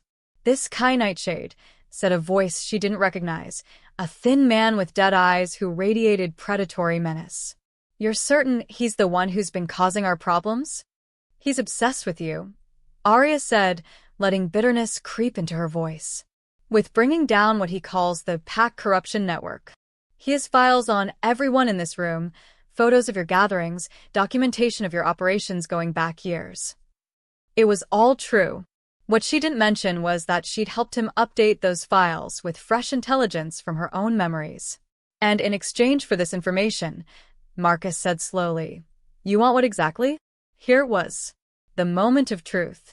I want to come home, she said, letting her voice crack just slightly. I want my place back. I want to be part of something meaningful again instead of hiding in the wilderness with outcasts and criminals. Your place? Marcus laughed, and the sound was ugly. Aria, your place was at my side as Luna. That position is taken. Then find me another place, she said desperately. I don't care what it is. I'll be a guard, a courier, as she swallowed hard, as if the words cost her everything. I'll be anything you need me to be. I just can't survive out there anymore. The performance was flawless, if she said so herself. Every word rang with authentic desperation, authentic need. Because underneath the lies and the misdirection, that core of loneliness was real. She had been adrift, had been searching for belonging. She just wasn't searching for it here anymore. Even if we believed you, Robert said carefully, the fact remains that you've been living with our enemies. How do we know this isn't some elaborate deception? Because, Aria said, meeting his eyes with what she hoped looked like absolute sincerity, 3 weeks ago, you could have killed me quickly and quietly. Instead, you let Marcus reject me publicly, humiliate me in front of the entire pack, cast me out like garbage. If this was some kind of long-term deception, don't you think I would have found a less devastating way to establish my cover? The logic was sound, and she could see it land with several people around the table. Her public rejection had been so brutal, so complete, that it was hard to imagine it being staged. She has a point, said Beta Thomas. The man who'd helped raise her, who'd held her while she cried over childhood hurts, who'd walked her away from the ceremonial clearing on the worst night of her life. The rejection was comprehensive. It was necessary, Marcus said coldly. Just like what happens next will be necessary. Aria's blood turned to ice. What do you mean? I mean that even if your information is valuable, even if your desire to return is genuine, you're still a security risk. Marcus's smile was cruel. You've seen too much, know too much about operations that don't concern you. The only way we can be certain of your loyalty is if you prove it. How? By helping us eliminate the threat you've identified. Robert leaned forward, his alpha presence pressing against her like a physical weight. You're going to help us capture Kai Nightshade and shut down his operation permanently. The room went silent except for the hum of generators and the distant sound of guards moving through the facility. Aria felt the weight of every eye in the room, felt the expectation and suspicion and barely contained violence that surrounded her. This was the moment. The choice that would determine not just her fate, but the fate of everyone she'd come to care about in Haven.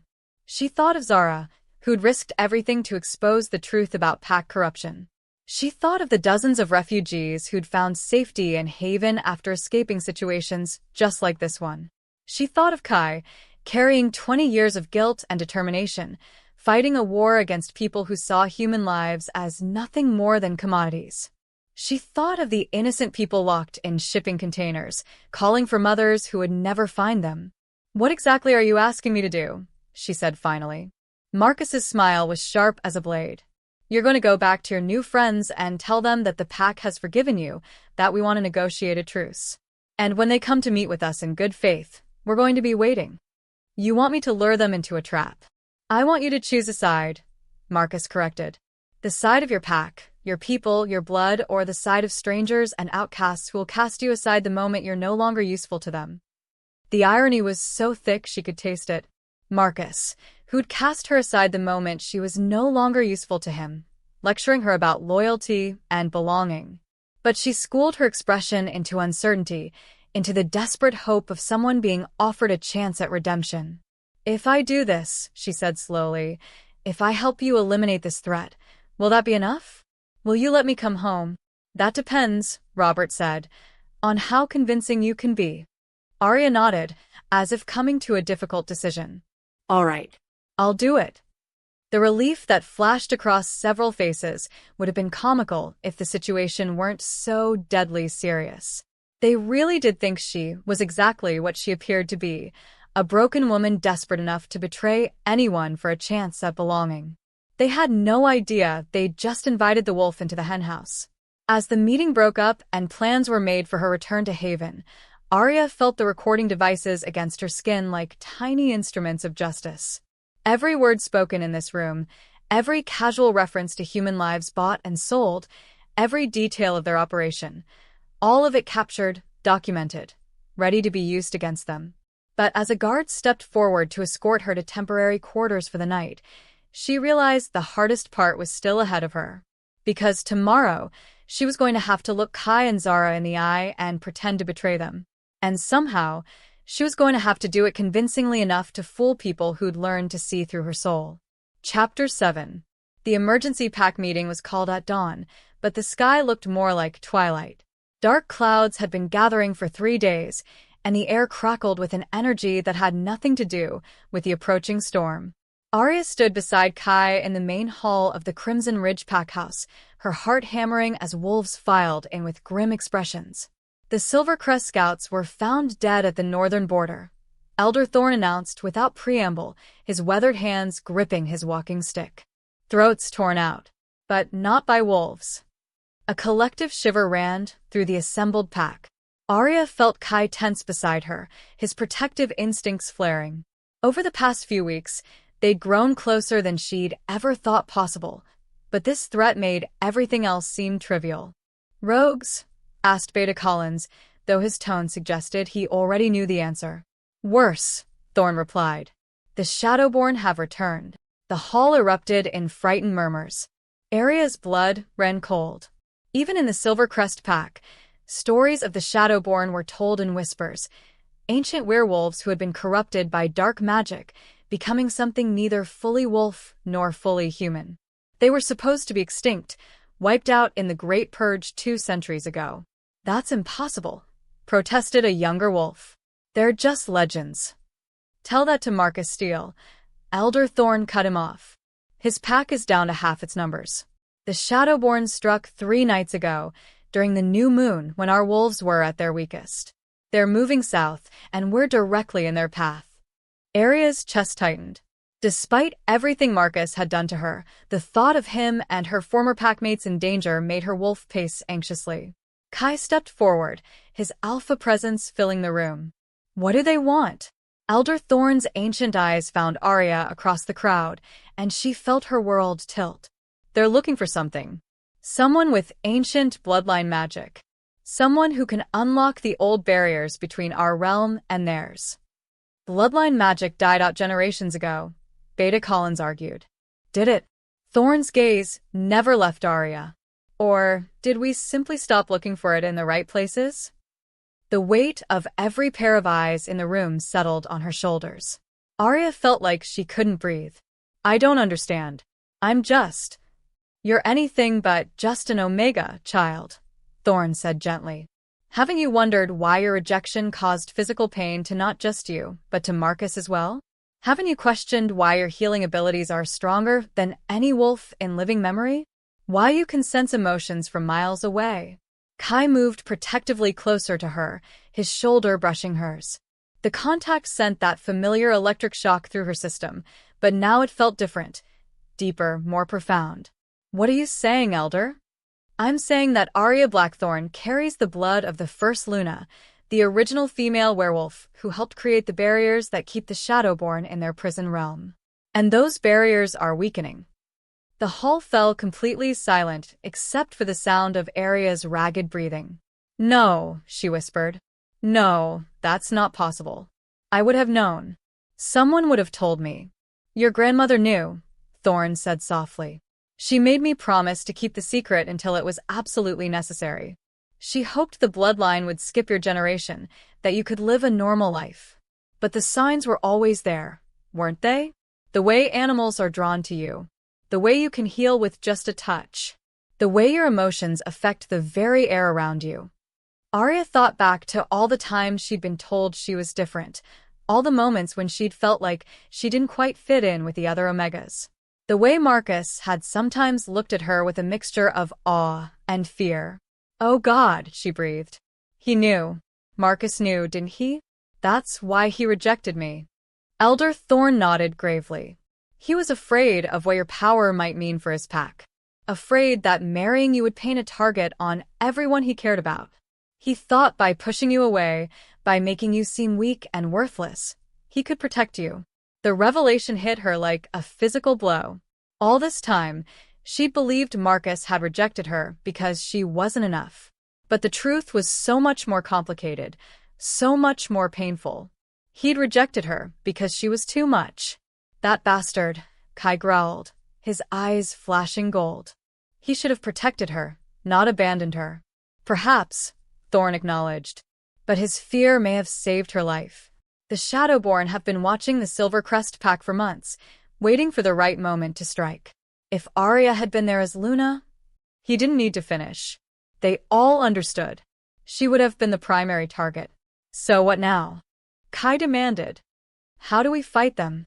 "We don't fight them," Thorn said grimly. We strengthen the barriers. But it requires a blood sacrifice from the Luna bloodline, freely given during the blood moon. He gestured toward the darkening sky, which rises tomorrow night. No. Kai's voice was steel and fury. Absolutely not. I won't let her. The sacrifice isn't death, young Alpha, Thorn interrupted. It's choice. Aria must willingly bind herself to the barrier magic, becoming its guardian for the rest of her life. She would be the most powerful Luna in werewolf history, but she would also be forever tied to protecting our realm. Aria felt the weight of destiny settling on her shoulders like a lead blanket. And if I refuse? The barriers fall completely. The Shadowborn pour into our world. And every werewolf pack on this continent dies within a month. The silence stretched until it was almost unbearable. Finally, Aria spoke, her voice stronger than she felt. I need time to think. You have until tomorrow's sunset, Thorn said. After that, the blood moon rises, and with it, our last chance.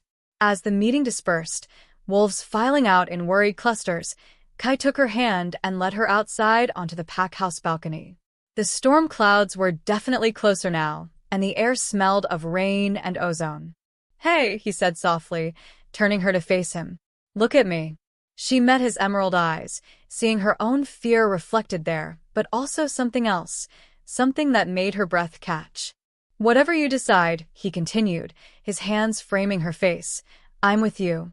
Completely. Forever. Kai, you don't understand what this means. If I bind myself to the barrier magic, I might not be the same person anymore. I might not be able to.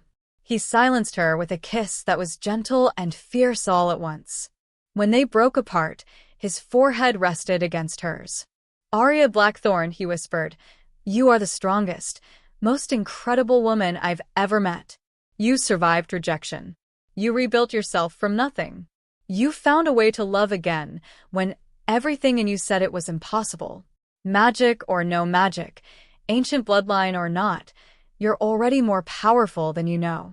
But what if? What if nothing, he interrupted. We'll face whatever comes together. That's what mates do. The word mates hung between them like a promise and a question.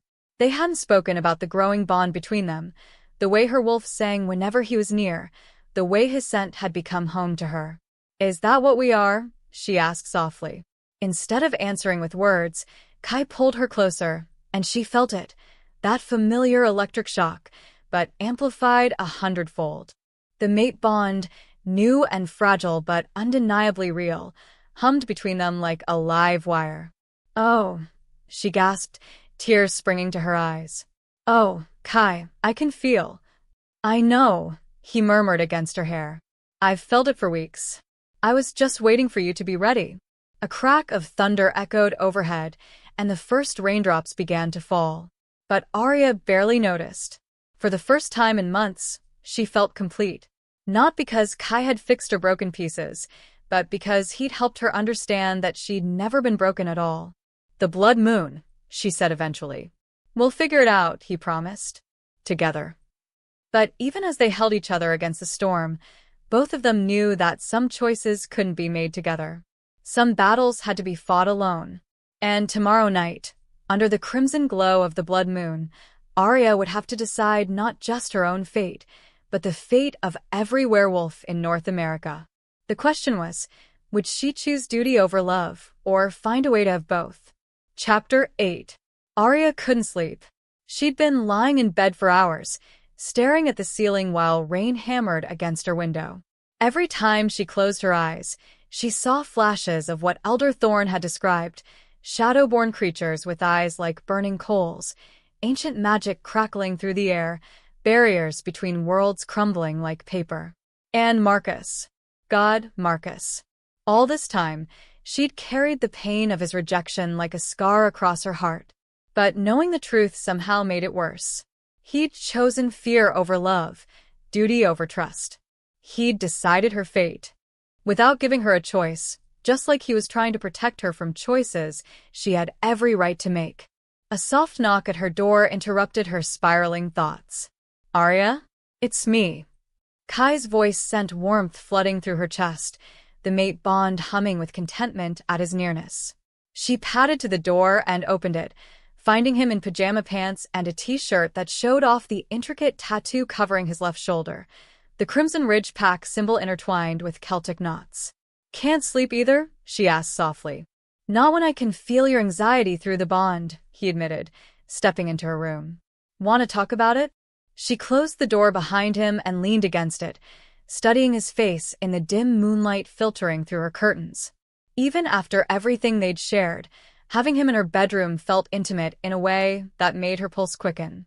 "I keep thinking about what Elder Thorne said, about the choice I have to make tomorrow night." Kai moved closer, his hands settling gently on her shoulders. "What's going through your mind?" "I spent so long believing I wasn't enough," she said, her voice barely above a whisper. "Not strong enough, not worthy enough, not special enough. And now I find out I'm supposedly the key to saving our entire species? It feels like some cosmic joke." "Or," Kai said softly, tilting her chin up so she had to meet his eyes, "it feels like destiny finally catching up with an incredible woman who's always been more than she realized." The sincerity in his voice made her chest tight. "But what if I choose wrong? What if I bind myself to this magic and lose who I am? What if I become something you can't love anymore?" "Impossible," he said without hesitation. "Aria, do you know what I see when I look at you?" She shook her head, not trusting her voice. "I see a woman who survived having her heart torn apart and came out stronger. I see someone who walked into a strange pack with nothing but courage and built a new life from scratch. I see." His words were cut off by a sound that made both their blood run cold, a howl unlike any they'd ever heard. It was wrong somehow, carrying notes of hunger and malice that no natural wolf could produce. They moved to the window together, peering out into the storm-lashed forest. Lightning illuminated the treeline, and for just a moment, Aria could swear she saw shapes moving between the trees, shapes that were too large, too angular to be normal wolves. "They're here," Kai breathed, his body already beginning to shift, muscles rippling as his wolf pressed close to the surface. Earlier than Elder Thorne predicted. Another howl answered the first, closer this time. Then another. And another. "The pack," Aria started, "is already mobilizing," Kai said grimly, pulling on the clothes he discarded.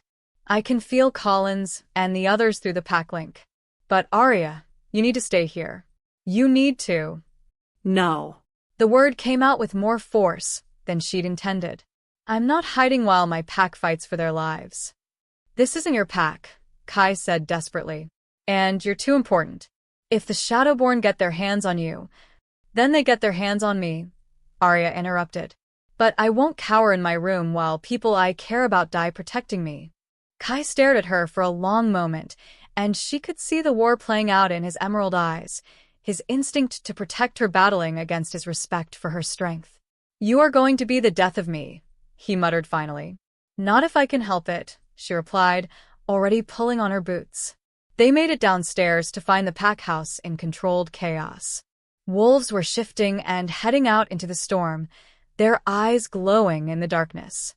Elder Thorne stood in the center of it all, his walking stick abandoned as he barked orders with an authority that reminded everyone he'd once been a formidable warrior. "Northern border is breached," he reported as Kai approached. "They're moving fast, but they seem to be circling rather than attacking directly." "They're hunting," Aria realized, her blood running cold. "They're trying to find me." Before anyone could respond, the main door exploded inward, raining splinters across the hall. Through the gap stepped something that had once been a wolf, but was now a nightmare given form. Its fur was midnight black shot through with veins of sickly silver, its eyes burned with hellfire, and when it opened its mouth, rows of teeth glinted like obsidian knives. The Shadowborn was massive, easily twice the size of any natural wolf. But it was the wrongness radiating from it that made Aria's knees weak. This thing was death and corruption wearing the shape of something that should have been noble and wild. "Where is she?" It spoke, its voice like grinding glass. "Where is the Luna blood?" Several pack members shifted instantly. placing themselves between the creature and Aria. But the Shadowborn's burning gaze found her anyway, and its lips pulled back in what might have been a smile. "There you are, little Luna. We've been looking for you for such a long time." Kai stepped protectively in front of her, his own wolf surging to the surface. "You want her, you go through me?" The Shadowborn laughed, a sound like breaking bones. "Gladly." The fight that followed was brutal and lightning fast. The creature moved within human speed, its claws leaving gouges in the wooden floor as it lunged for Kai. But Aria's mate was no ordinary alpha. He was a warrior trained from childhood, and his wolf was magnificent in its fury. Still, the Shadowborn was winning. It caught Kai across the ribs with a swipe that sent him crashing into the wall, and Aria watched in horror as blood began to soak through his shirt. "Kai." She started toward him, but the creature spun toward her, its burning eyes locked on her face. "Come with us willingly, little Luna, and we'll kill them quickly. Resist, and we'll make their deaths last for hours." "Go to hell," Aria snarled, and for the first time in her life, she felt her own wolf surge forward with lethal intent. The shift that followed was unlike anything she'd ever experienced. Usually, changing forms was a gradual process, bones reshaping slowly, muscles adjusting. But this time, power flooded through her like liquid fire, and she felt herself becoming something more than just wolf. Her fur, when the transformation completed, was pure white shot through with veins of silver that seemed to glow with their own inner light. She was larger than she'd ever been in wolf form, nearly matching the Shadowborn in size. But it was the aura of ancient power that surrounded her that made even the creature take a step back. "Impossible," it breathed. "The bloodline awakening, it's too early.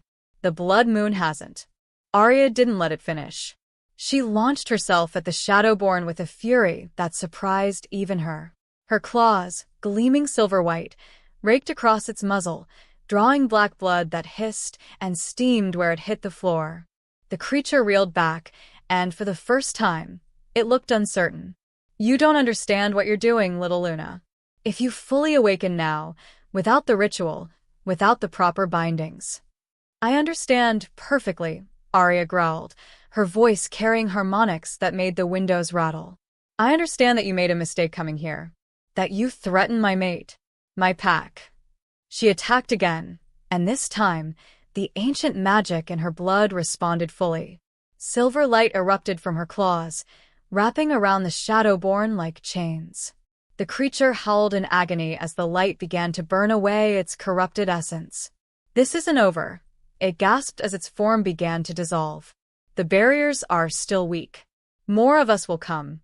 And when they do, Aria said firmly, "they'll find me ready." The Shadowborn crumbled to ash that scattered in the wind blowing through the broken door. Aria shifted back to human form, swaying on her feet as the magical energy left her drained. Kai was there instantly, catching her as her knees gave out. "That was incredible," he breathed, his arms tight around her. "Aria, the way you—" "The magic," she whispered, leaning into his warmth. "I can feel it changing me. Elder Thorn was right. The bloodline is awakening whether I want it to or not." Around them, the pack was slowly emerging from cover, staring at her with expressions of awe and not a little fear. She'd just single-handedly defeated a creature that should have been able to slaughter them all. "So what now?" Kai asked softly. Aria looked around at the faces of wolves who had become her family, at the man who had become her heart, at the destruction that was just a taste of what was coming. "Now," she said, her voice steady despite the exhaustion pulling at her, "we prepare for war. Because that thing was just a scout. And tomorrow night, under the blood moon, I'm going to do whatever it takes to protect the people I love." Even if it meant sacrificing everything she'd just found. Chapter 9. The message arrived with the sunrise, carried by a silver crest messenger who looked like he'd been running all night. His clothes were torn, his eyes wild with exhaustion and fear, and when he collapsed on the pack house steps, Aria's heart clenched with dread. "Marcus," she whispered, recognizing the young wolf despite his haggard appearance. It was Tommy, barely 18, who used to follow her around the Silver Crest territory like a lost puppy. Kai helped the boy to his feet, his jaw tight with the kind of protective tension that had become familiar since their mate bond solidified. What happened? Where's your alpha? Tommy's eyes found Aria's across the crowded hall, and she saw her own fear reflected there. I mean Aria, he sent me to find you. Alpha Marcus, he's dying. The world tilted sideways. Whatever anger she'd carried toward her former mate, whatever pain from his rejection still lingered, it all evaporated in the face of those 3 terrible words. How? Elder Thorn demanded, stepping forward with his walking stick clutched like a weapon. The Shadowborn, Tommy gasped, accepting a cup of water from Beta Collins. 3 more of them came after you left last night. They tore through our defenses like they were made of paper. Marcus, he tried to fight them alone, tried to buy time for the rest of us to escape. Idiot, Kai muttered, but there was reluctant respect in his voice. He's been asking for you, Tommy continued, his young face crumpled with grief. He says he needs to tell you something before the blood moon rises tonight. He says it's about the ritual, about what Elder Thorn didn't tell you. Aria felt the blood drain from her face. What do you mean? I don't know, Tommy said desperately. He just keeps saying she deserves to know the whole truth, over and over. Please, Luna. He doesn't have long. The pack house fell silent except for the sound of Aria's hammering heart. Every instinct she developed over the past months screamed that this was a trap, that going back to Silver Crest territory was suicide. But underneath the fear was something else, a bone-deep certainty that Marcus, whatever his faults, wouldn't use his dying moments to deceive her. Absolutely not, Kai said before she could speak. It's too dangerous. The Shadowborn could still be in the area, and if they're specifically hunting you, then they'll find me eventually anyway, Aria interrupted, her decision crystallizing even as she spoke. At least this way, I might learn something that could help us. Aria, be reasonable. I am being reasonable. She turned to face him, letting him see the determination in her eyes. Marcus rejected me, yes. He hurt me in ways I'm still healing from. But he also spent 5 years of his life loving me, and if he's dying, if he has information that could save lives. She took a shaky breath. I have to go. Kai stared at her for a long moment, his emerald eyes reflecting a dozen different emotions. Finally, he nodded grimly. Then we go together.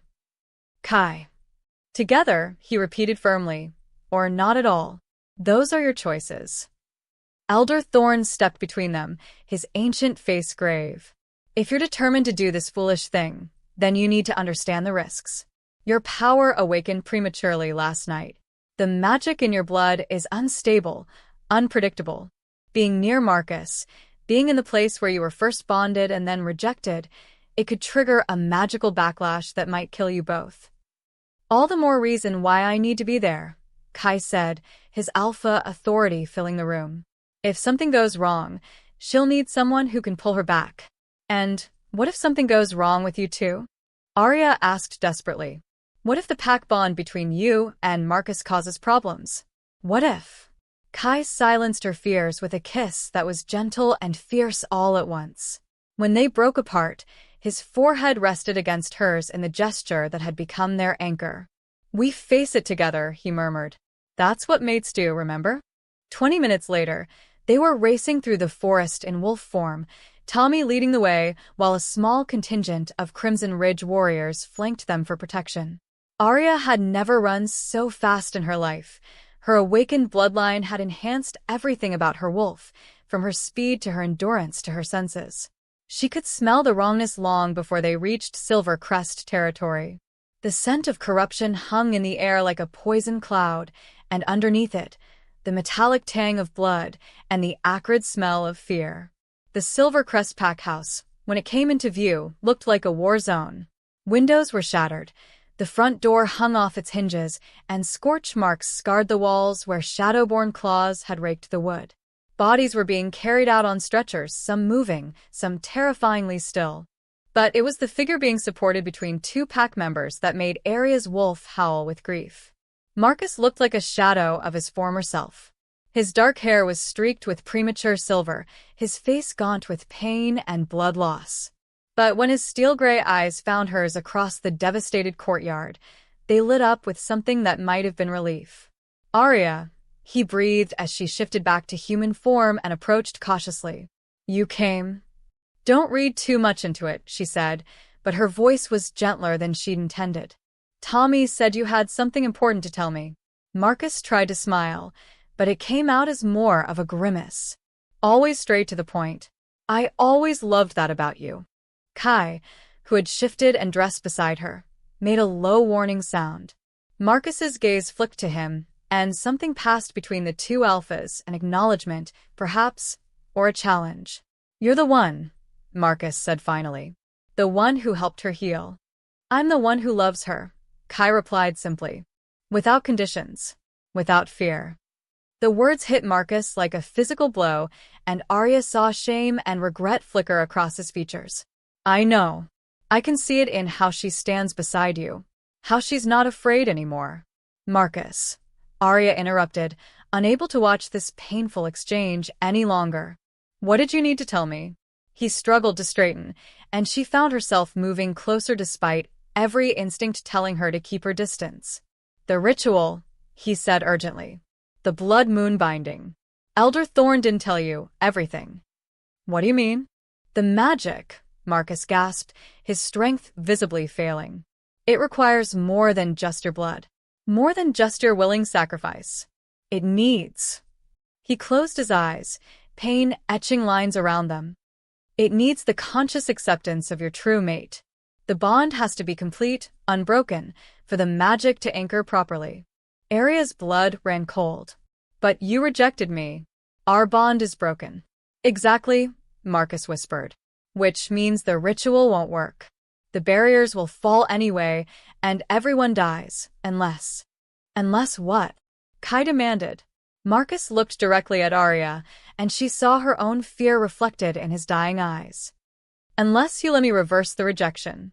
Unless you forgive me and accept me back as your mate." The world went silent except for the sound of her heart shattering all over again. "No," Kai said flatly. "Absolutely not. There has to be another way." "There isn't," Marcus said, his voice barely audible. "I've spent the last 3 months researching every scrap of ancient lore I could find. The Luna bloodline magic only responds to a complete mate bond. And technically, legally, magically, I'm still her first mate. Her only valid mate." "That's not true," Aria whispered. "Kai and we have a bond. I can feel it." "You have a connection," Marcus corrected gently. "A beautiful, powerful connection. But until my rejection is reversed, it can never be a true mate bond. The ancient magic won't recognize it." Aria sank to her knees, the weight of this impossible choice crushing down on her. Save the world by returning to the man who had destroyed her, or watch everyone she cared about die because she couldn't make the ultimate sacrifice. "There has to be another option," Kai said desperately, dropping down beside her. "Some other way, too." "There is," Marcus said quietly. "I could die. If I die before the blood moon rises, the rejection bond dies with me, and Aria would be free to mate with you properly." "Then die," Kai snarled, his wolf rising to the surface. "Kai, no," Aria said sharply, even as part of her whispered that it would solve everything. Marcus smiled sadly. "I would. Gladly. If I thought I could time it right. But there's no guarantee, and if I die too late, after the blood moon has already risen." He shook his head. "We can't risk it." Aria stared at the two men who had shaped her life, one who had broken her heart, one who had helped her heal it. The choice before her was impossible, but the consequences of choosing wrong were unthinkable. Above them, storm clouds gathered as the sun began to sink toward the horizon. In a few hours, the blood moon would rise, and with it, her chance to save everyone. But first, she had to decide which future she was willing to sacrifice. Chapter 10. The blood moon hung like a crimson eye in the darkening sky, casting everything in shades of rust and shadow. Aria stood at the edge of the ancient ritual circle, the same clearing where Marcus had rejected her months ago, and felt the weight of destiny pressing down on her shoulders like a burial shroud. "You don't have to do this," Kai said for the 100th time, his voice raw with desperation.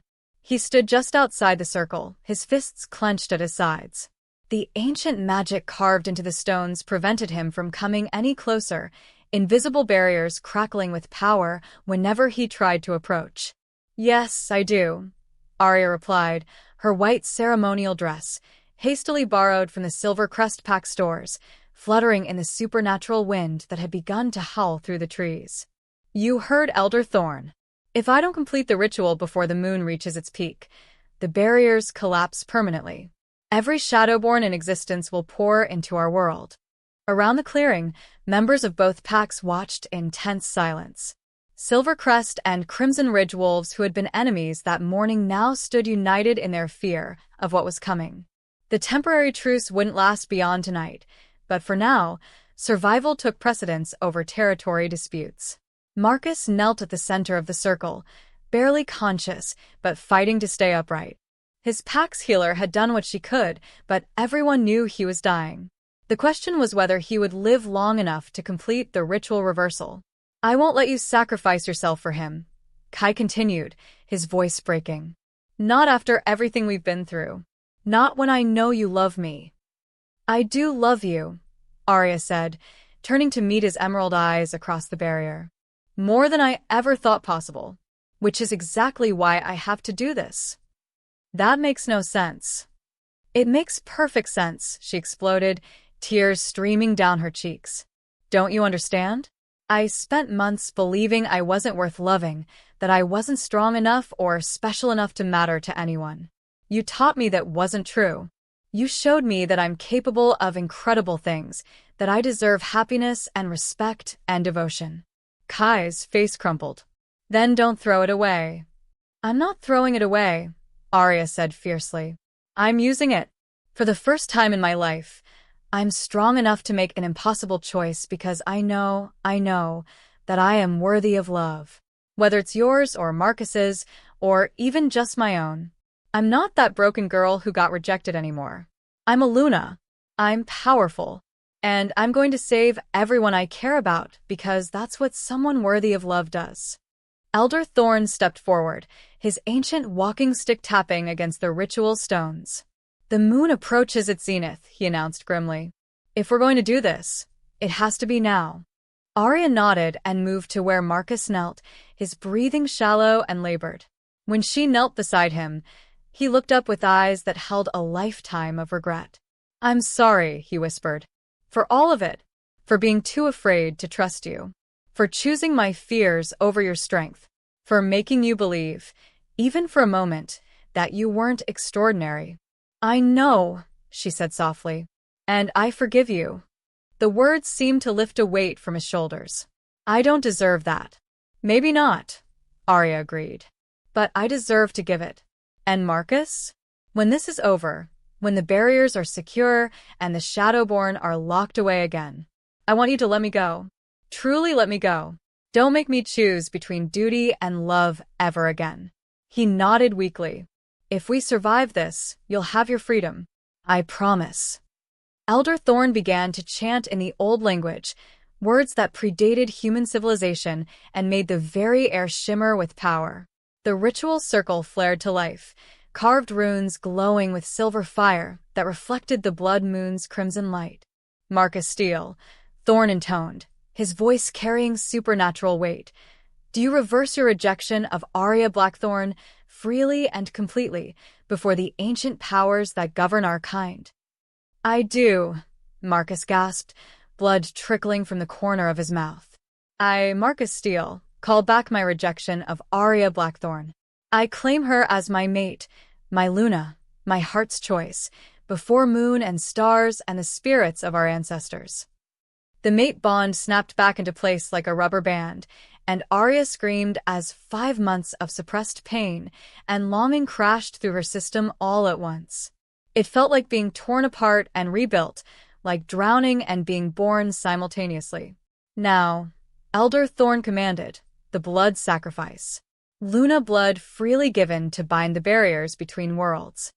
Aria held out her hand, and Thorn drew a silver blade across her palm. Her blood, when it hit the ritual stones, didn't just stain them, it made them sing.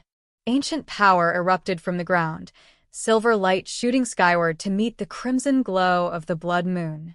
The magical backlash was immediate and overwhelming. Aria felt herself being pulled in a dozen different directions, her consciousness expanding to touch every werewolf pack on the continent. She could feel the barriers between worlds, gossamer thin things that had been on the verge of collapse, beginning to strengthen and solidify. But something was wrong. The mate bond with Marcus, reforged though it was, felt hollow, empty, like trying to fill a cup with a crack running through the bottom. The magic was flowing through her, but it wasn't anchoring properly.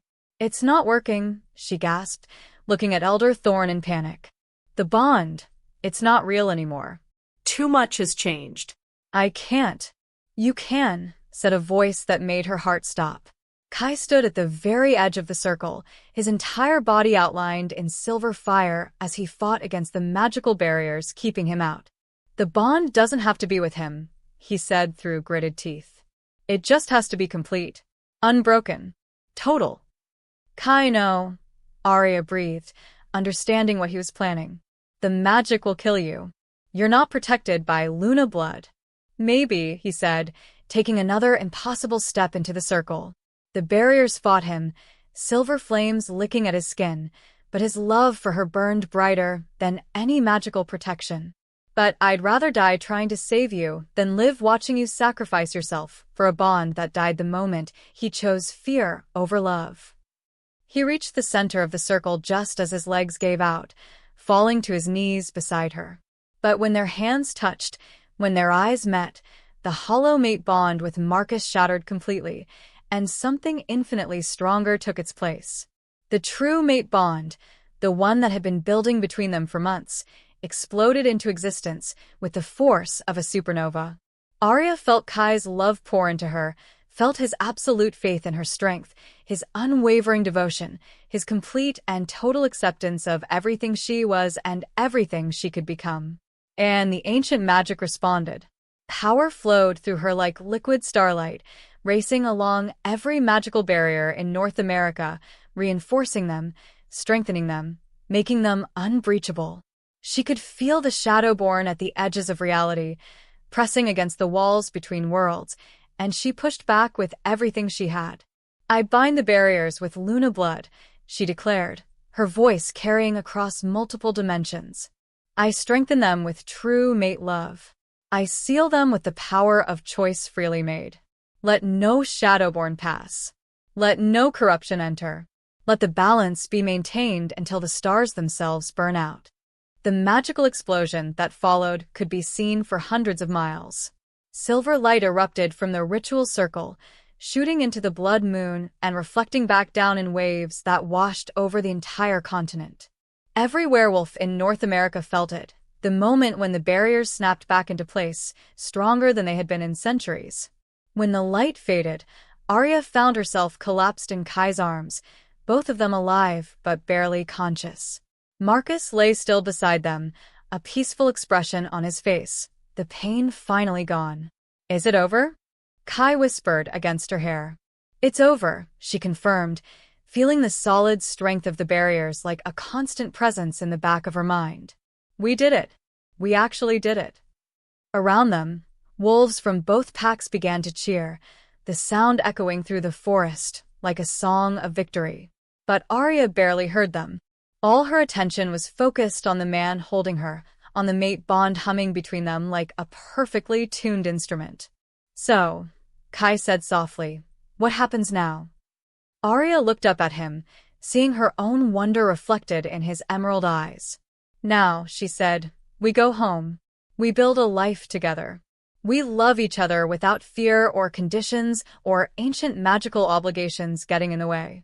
"Sounds perfect," he murmured, pressing a gentle kiss to her forehead.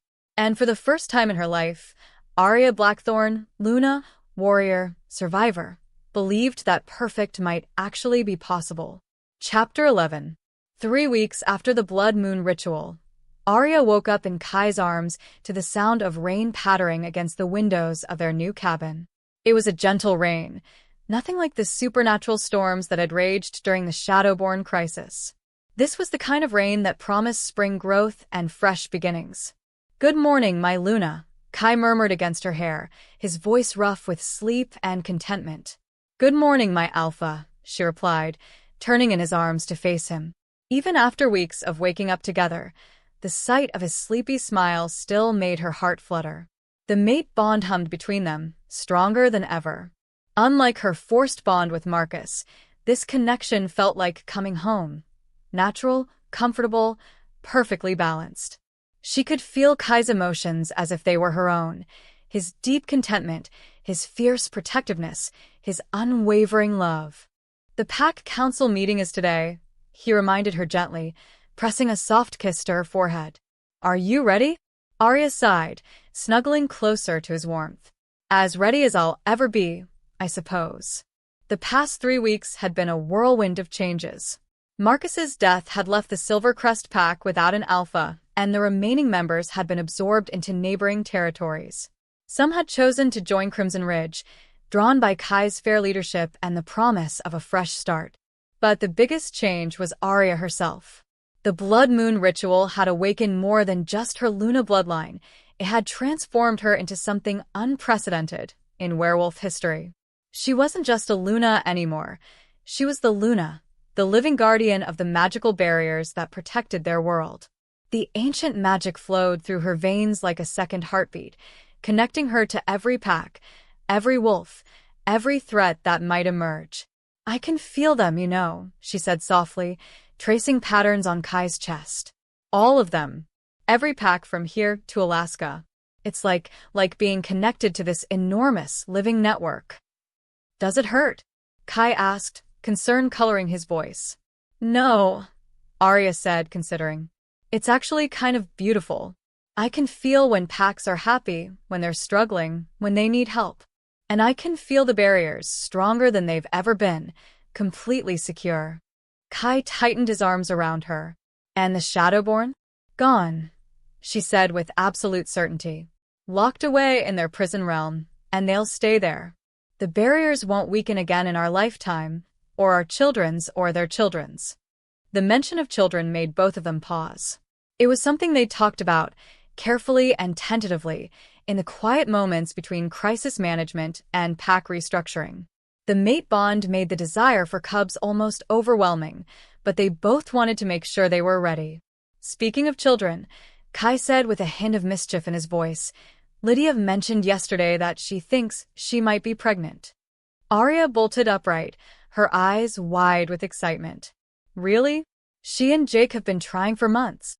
Lydia had been one of the Silvercrest wolves who'd chosen to join Crimson Ridge, unable to bear staying in the territory where so many painful memories lingered. Her mate Jake had been Kai's beta for years, and watching their reunion had been one of the few bright spots during the difficult transition period. "She wants to tell you herself," Kai said, grinning at Aria's enthusiasm. "But yes, the pack doctor confirmed it yesterday." "That's wonderful," Aria breathed, then paused as a thought occurred to her. "Wait, how did you know before I did? Usually I can sense these things through the pack bond now." Kai's expression grew serious. "That's actually something we need to discuss at the council meeting. Your powers are still growing, still evolving. Elder Thorn thinks they might continue to develop for months, maybe years." Aria frowned. "Is that dangerous?" "Not dangerous," Kai said carefully. "But it means we need to be prepared for changes. For responsibilities we might not have anticipated." Before Aria could ask what he meant, a knock at their cabin door interrupted the moment. Kai growled softly. They'd specifically asked not to be disturbed unless it was an emergency. "Alpha Kai? Luna Aria?" The voice belonged to Tommy, the young Silvercrest refugee who'd become something of a messenger for the combined pack. "I'm sorry to bother you, but they're visitors. They say they're from the Continental Council." Aria and Kai exchanged glances. The Continental Council was the governing body for all werewolf packs in North America, ancient, powerful, and rarely involved in local pack affairs unless something truly significant had happened. "Tell them we'll be right there," Kai called out, already moving to get dressed. 20 minutes later, They stood in the main hall of the Crimson Ridge Packhouse, facing three of the most intimidating werewolves Aria had ever seen. The council members wore formal robes marked with intricate silver embroidery, and their combined alpha presence was so overwhelming that several pack members had quietly excused themselves from the room. "Luna Aria," said the center figure, a woman who looked to be in her 60s but carried herself with the authority of centuries. "I am Council Elder Magdalene Cross. We've come to discuss your new status." "My status?" Aria asked, moving closer to Kai for support. "The Blood Moon ritual changed more than just the magical barriers," Elder Cross explained. "It created something that hasn't existed in over 500 years, a true Luna. A werewolf capable of channeling the ancient magic directly, of maintaining the balance between our world and the realm of shadows." "I understand that," Aria said carefully. Elder Thorn explained. Elder Thorn explained what he knew, interrupted the second council member, a stern-faced man with silver hair. "But even he doesn't fully understand what you've become. Your power isn't just about maintaining barriers anymore. You're connected to every aspect of werewolf existence on this continent." The third council member, a younger woman with kind eyes, stepped forward. "What my colleagues are trying to say is that your responsibilities have expanded beyond a single pack, or even a single region. You're now the spiritual guardian of all werewolves in North America." Aria felt the blood drain from her face. "What does that mean exactly?" "It means," Elder Cross said, "that when packs are in crisis, when the old ways are threatened, when our very survival is at stake, they'll come to you. It means that, like it or not, you've become the most important werewolf on the continent. And it means," the silver-haired man added, "that the council would like to formally invite you to take a seat among our ranks, to help guide our people into the future." The offer hung in the air like a physical presence. Aria could feel the weight of it, the honor and the burden combined. Around the room, her packmates watched with expressions of awe and concern. "I need time to think," Aria said finally. "Of course," Elder Cross said graciously. "But understand that this isn't just about you anymore. Your actions during the Blood Moon ritual have created ripples that will be felt for generations. Whether you accept a formal role or not, you are now and will always be the true Luna. People will come to you. They'll need your help, your guidance, your power." After the council members left, promising to return in a week for her answer, Aria found herself sitting in the packhouse garden, staring at nothing while her mind raced. Kai found her there an hour later, settling beside her on the wooden bench they'd installed near the herb garden. "Heavy thoughts?" he asked gently. "I just wanted a normal life," Aria said, her voice barely above a whisper. "I wanted to be your mate, to help lead our pack, maybe have cubs someday. I never asked to be responsible for an entire continent." "I know," Kai said, taking her hand. "But think about it this way. 6 months ago, you were convinced you weren't strong enough to be anyone's Luna. Now the Continental Council is asking you to be everyone's Luna. I promise to love you with the same fierce devotion you've shown me. I promise to be your partner in all things, your anchor in storms, your joy in celebration. And I promise that no matter how many packs need my help, no matter how far my responsibilities take me, you will always be my home." Kai's answering smile was brighter than the full moon above them. When he spoke, his voice was rough with emotion. "Aria, when I first met you, I thought I was saving a broken wolf who needed protection. I had no idea that you were going to save me right back. You've taught me that strength isn't about how much you can lift or how many enemies you can defeat. It's about how you choose to love when love seems impossible." He reached out and took her hands, and Aria felt the spark of connection that always passed between them. "I promise to love every version of yourself you become. The Omega who survived rejection, the Luna who saved the world, the Continental Council member who guides our people, and the woman who somehow chose me out of everyone she could have had. I promise to support your dreams even when they scare me, to stand beside you in every battle, and to remind you every single day that you are worthy of every happiness this world has to offer." Elder Cross raised her hands, and silver light began to emanate from the ritual stones. But this wasn't the harsh, desperate magic of the blood moon ceremony. This was warm and welcoming, like sunlight through autumn leaves. By the power vested in me by the Continental Council, by the ancient magic that runs through these stones, and by the love that radiates from every soul gathered here tonight, I pronounce you true mates, bonded for this life and whatever comes after. The mate bond that had connected them for a year suddenly blazed into something transcendent. Aria felt Kai's soul merge with hers so completely that she couldn't tell where she ended and he began. Every emotion, every thought, every dream they'd ever shared became part of a tapestry so beautiful it took her breath away. Around them, the assembled wolves erupted in howls of celebration that echoed across the forest for miles. But Aria barely heard them. All her attention was focused on the man, her mate, her partner, her heart, who was kissing her with a tenderness that made her feel like the most precious thing in the world. When they finally broke apart, both breathing hard, Kai rested his forehead against hers in the gesture that had become their signature. "Hello, wife," he murmured. "Hello, husband," she replied, testing out the word and finding it perfect. "So," he said with a grin, "ready to face whatever comes next?" Aria looked around at the faces surrounding them. Pack members old and new, friends who'd become family, strangers who'd become allies. She thought about the challenges ahead, the packs that would need help, the crises that would require her attention. She thought about the cubs she and Kai would hopefully have someday, about the life they'd build together, about the love that would sustain them through everything. "With you," she said, pulling him closer. "I'm ready for anything." Joyful howls echoing through the forest, celebration music beginning, the sound of pack bonds strengthening. Aria Morrison stood on the porch of their expanded cabin, watching her 3-year-old son chase fireflies in the gathering dusk. Michael had inherited Kai's emerald eyes and her stubborn streak, along with enough alpha power to keep both his parents on their toes.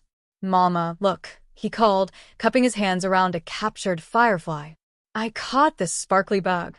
"That's wonderful, sweetheart," Aria called back. "But remember, we have to let them go so they can dance with their families." Michael dutifully opened his hands, watching in wonder as the firefly spiraled up into the darkening sky. At 3, he was already showing signs of unusual empathy, a trait that Elder Thorne insisted came from his mother's Luna bloodline. "He's going to be trouble," said a familiar voice behind her.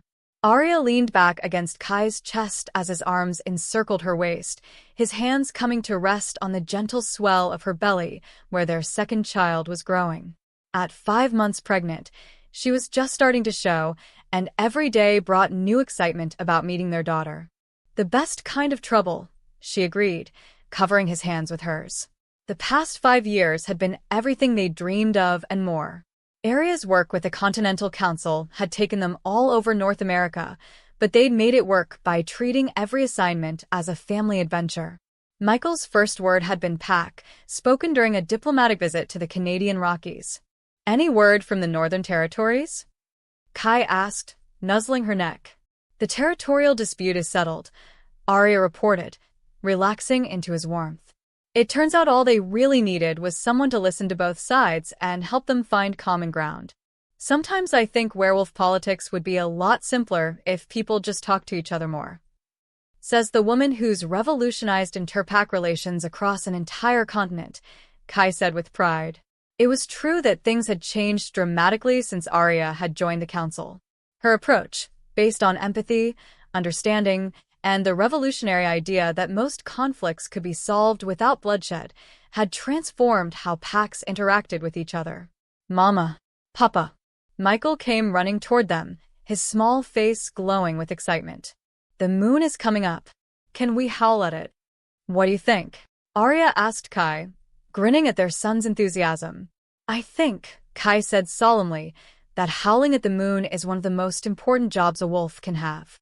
The 3 of them, soon to be 4, stood together on their porch as the full moon rose over the forest. When they lifted their voices in harmonious howl, they were joined by dozens of others from their pack, then hundreds from neighboring territories, until the entire continent seemed to be singing together. As the last echoes faded into the night, Aria felt the familiar surge of gratitude that had become her constant companion. 5 years ago, she'd stood in a ritual circle believing her life was over. Now she stood with her family, surrounded by love, carrying their future in her womb, and serving their people in ways she'd never imagined possible. No regrets? Kai asked softly, the question he'd asked her countless times over the years. Not a single one, she replied, meaning it with every fiber of her being. She thought about Marcus sometimes, but without pain. His sacrifice had freed her to find real love, and she'd made peace with the role he'd played in her story. She thought about the woman she'd been, broken, doubting, convinced she wasn't worthy of love, and marveled at the journey that had brought her here. Most of all, she thought about the future stretching ahead of them, full of challenges and adventures, children to raise and packs to help, a love story that would span decades and inspire generations. Ready to go inside? Kai asked as Michael began to yawn. In a minute, Aria said, taking one last look at the moonlit forest that had become her kingdom. I just want to soak this in for a little longer. The moon will be there tomorrow night too, Kai pointed out. I know, Aria said, turning in his arms to face him. But we'll be different people tomorrow night. A little older, a little wiser, a day closer to meeting our daughter. I want to remember this moment, this perfect, ordinary, extraordinary moment when everything is exactly as it should be. Kai's answering kiss was soft and sure, tasting of forever and new beginnings. Around them, their pack settled in for the night, safe and content under the protection of their Luna and Alpha. And in the distance, carried on the night wind, came the sound of other packs, other families, other love stories beginning or continuing or reaching their happy endings.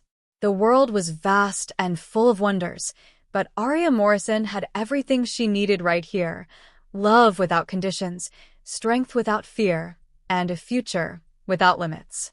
As they finally headed inside, Michael already half asleep in his father's arms, Aria sent up a silent prayer of thanks to whatever forces had brought her to this moment. She'd been rejected, broken, exiled, and reborn. And every single step had been worth it.